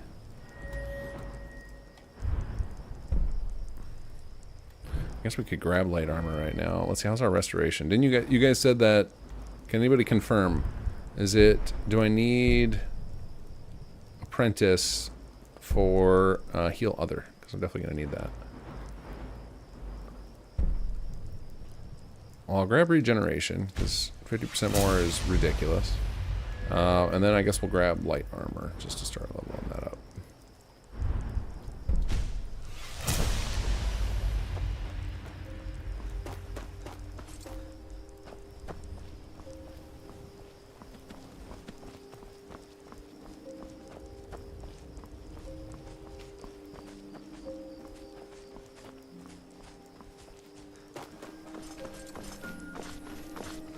Healing Hands is apprentice. Oh, Healing Hands is the one I was thinking of, sorry.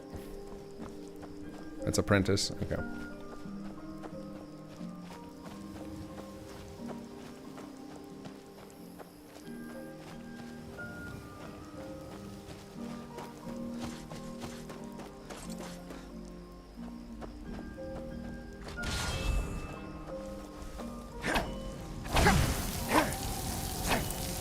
Lydia, get over here, help me. And that's why we love shouts.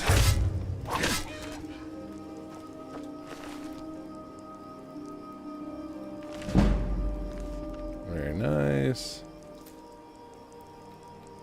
I don't need any of that.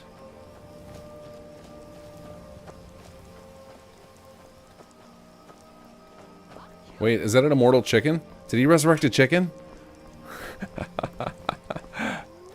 That's a zombie chicken. I didn't know you could do that. That's amazing. Get back here. I need my sword skill up.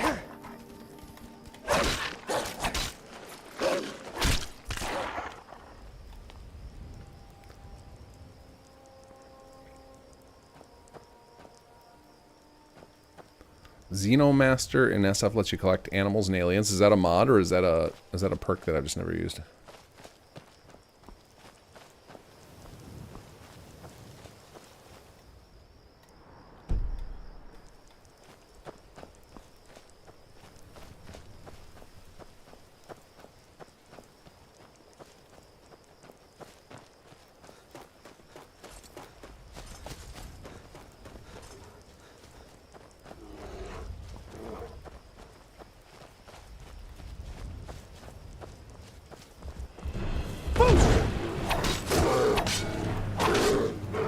Alright, Lydia, need you to get in here. Need you to do some tanking. This thing's gonna mess me up. Nope. She got his attention yet? There we go. She's got him. She's on it.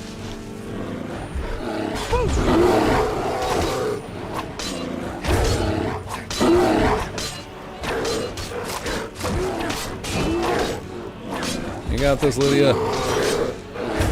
Tank it like you mean it.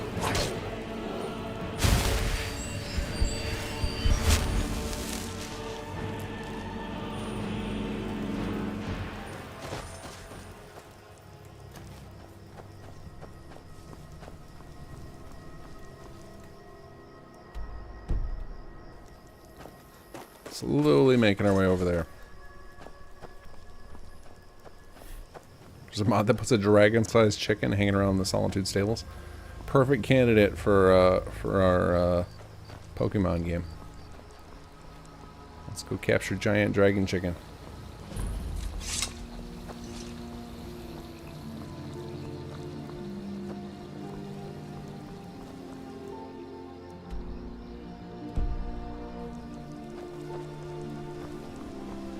Damn bears are driving me crazy. I took care of one for you, lady. I know they're scary.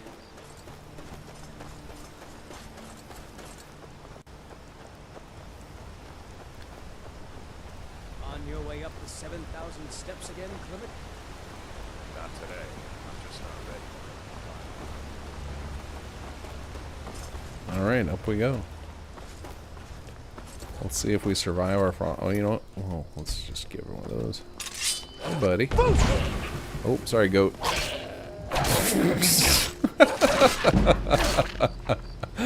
God, I love Ragdoll so much. Even when it's on a goat.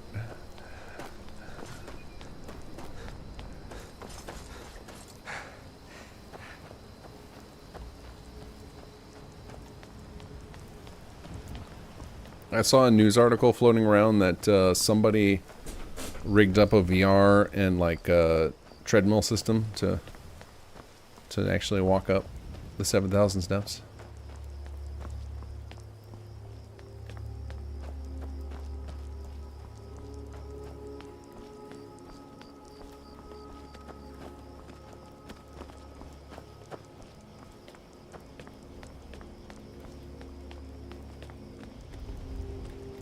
You want some, goat? I know you were coming for revenge on your brother. I saw the look in your eye. Goat coming around at you with those horns. You gotta watch out.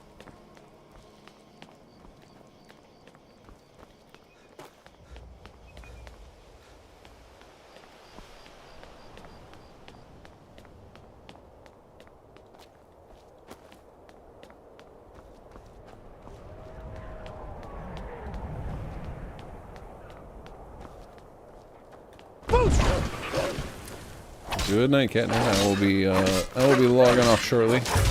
Let's see how close we can get. Oh, Jesus! Why? Oh, apparently Ice Wolf much harder than all the other wolves I've been slaying. Did not even notice my health just cratered like that. I just assumed little baby wolf like this. Instead, considerably harder. Where's Lydia? Lydia, where were you? I blame you for that one.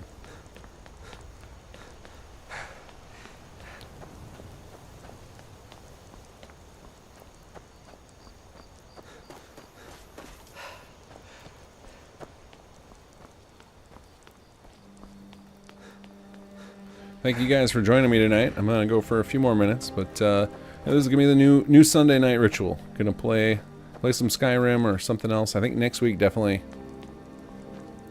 I think next week it'll be Skyrim, and the week after that might be Starfield, because that'll be like 2 days before Shattered Space comes out. And I think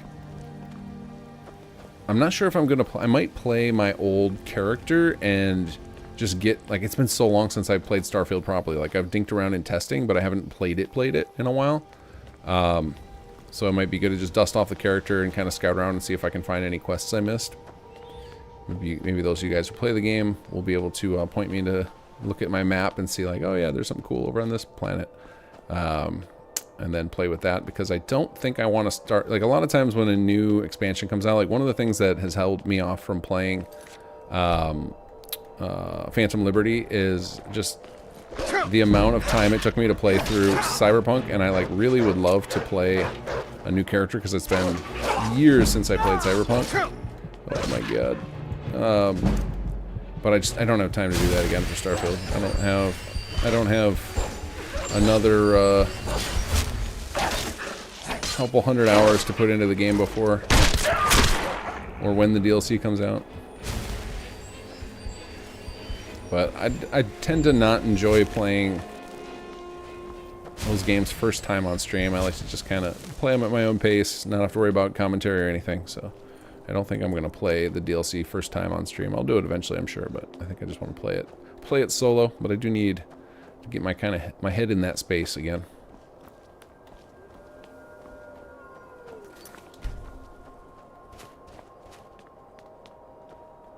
Oh, good. You're just a regular wolf.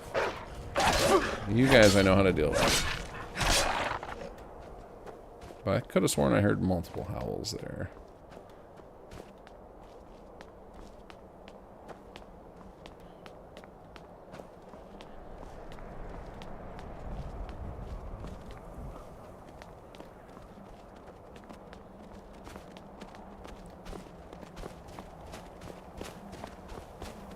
We're getting close. I think we're getting close to Ice Troll.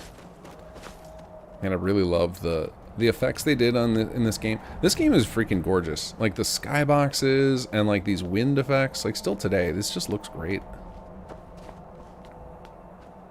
I want to know where their VFX artists are. Like, are they still with the company or are they working somewhere else? Like,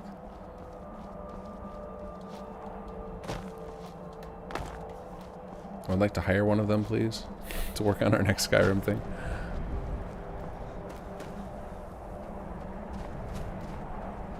I see a red dot that's gonna get me if I don't. There it is. Lydia's on it.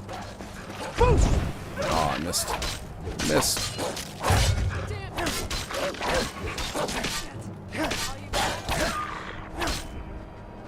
You're good, Lydia. Let's go.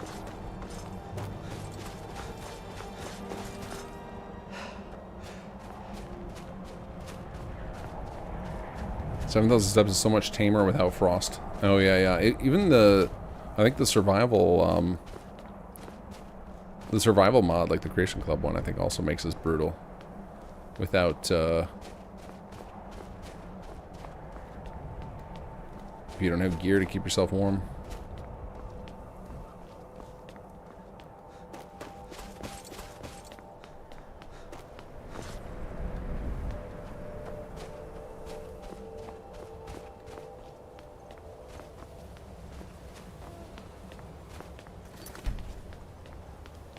Hey, buddy. Keep an eye out for wolves if you're headed up the path to High Rothgar. Yep. Dealt with a lot of wolves here. But yeah, I think we're gonna make it to the top of the steps here, and then I'm gonna just save it there and leave it for next week because the Greybeard portion will take 15 minutes, and I am ready to crash.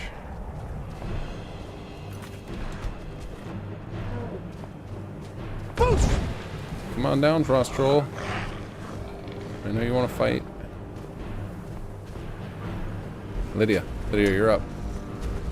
Look at that shamble.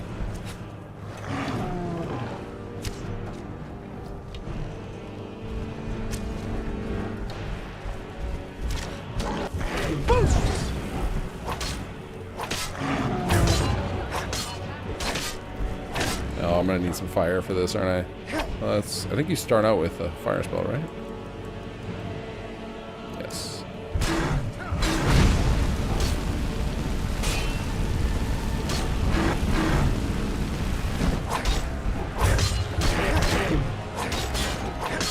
Uh-oh. Lydia's in trouble. No, Lydia. No, we're gonna just do one of these. Oh, she's back. She's back. Oh, it's not actually torture. Nope, nope, nope, nope, nope, nope, nope. Nope, nope, nope.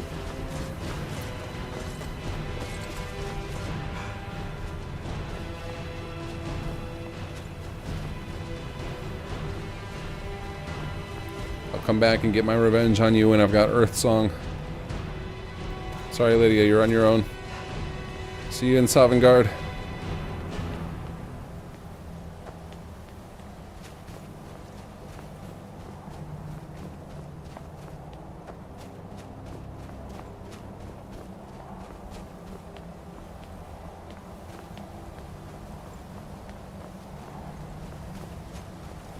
She died, so this playthrough could continue.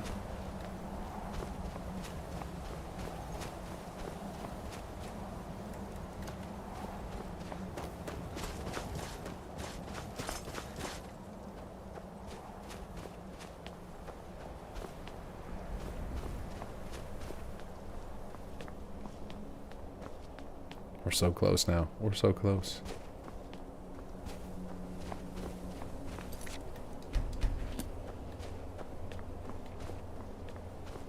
Like, there's still a chance we get, we're gonna run into a couple more ice wolves or something. Oh no, we're right around the corner.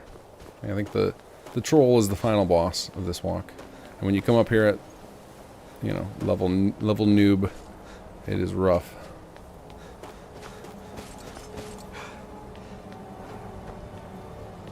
Okay, we made it up the steps. Perfect time to call it for the night. So, thank you guys for joining me. I look forward to making this a new part of my week. So I will catch you guys all. I will be back on Wednesday as usual for some settlements, and then yeah, we'll alternate.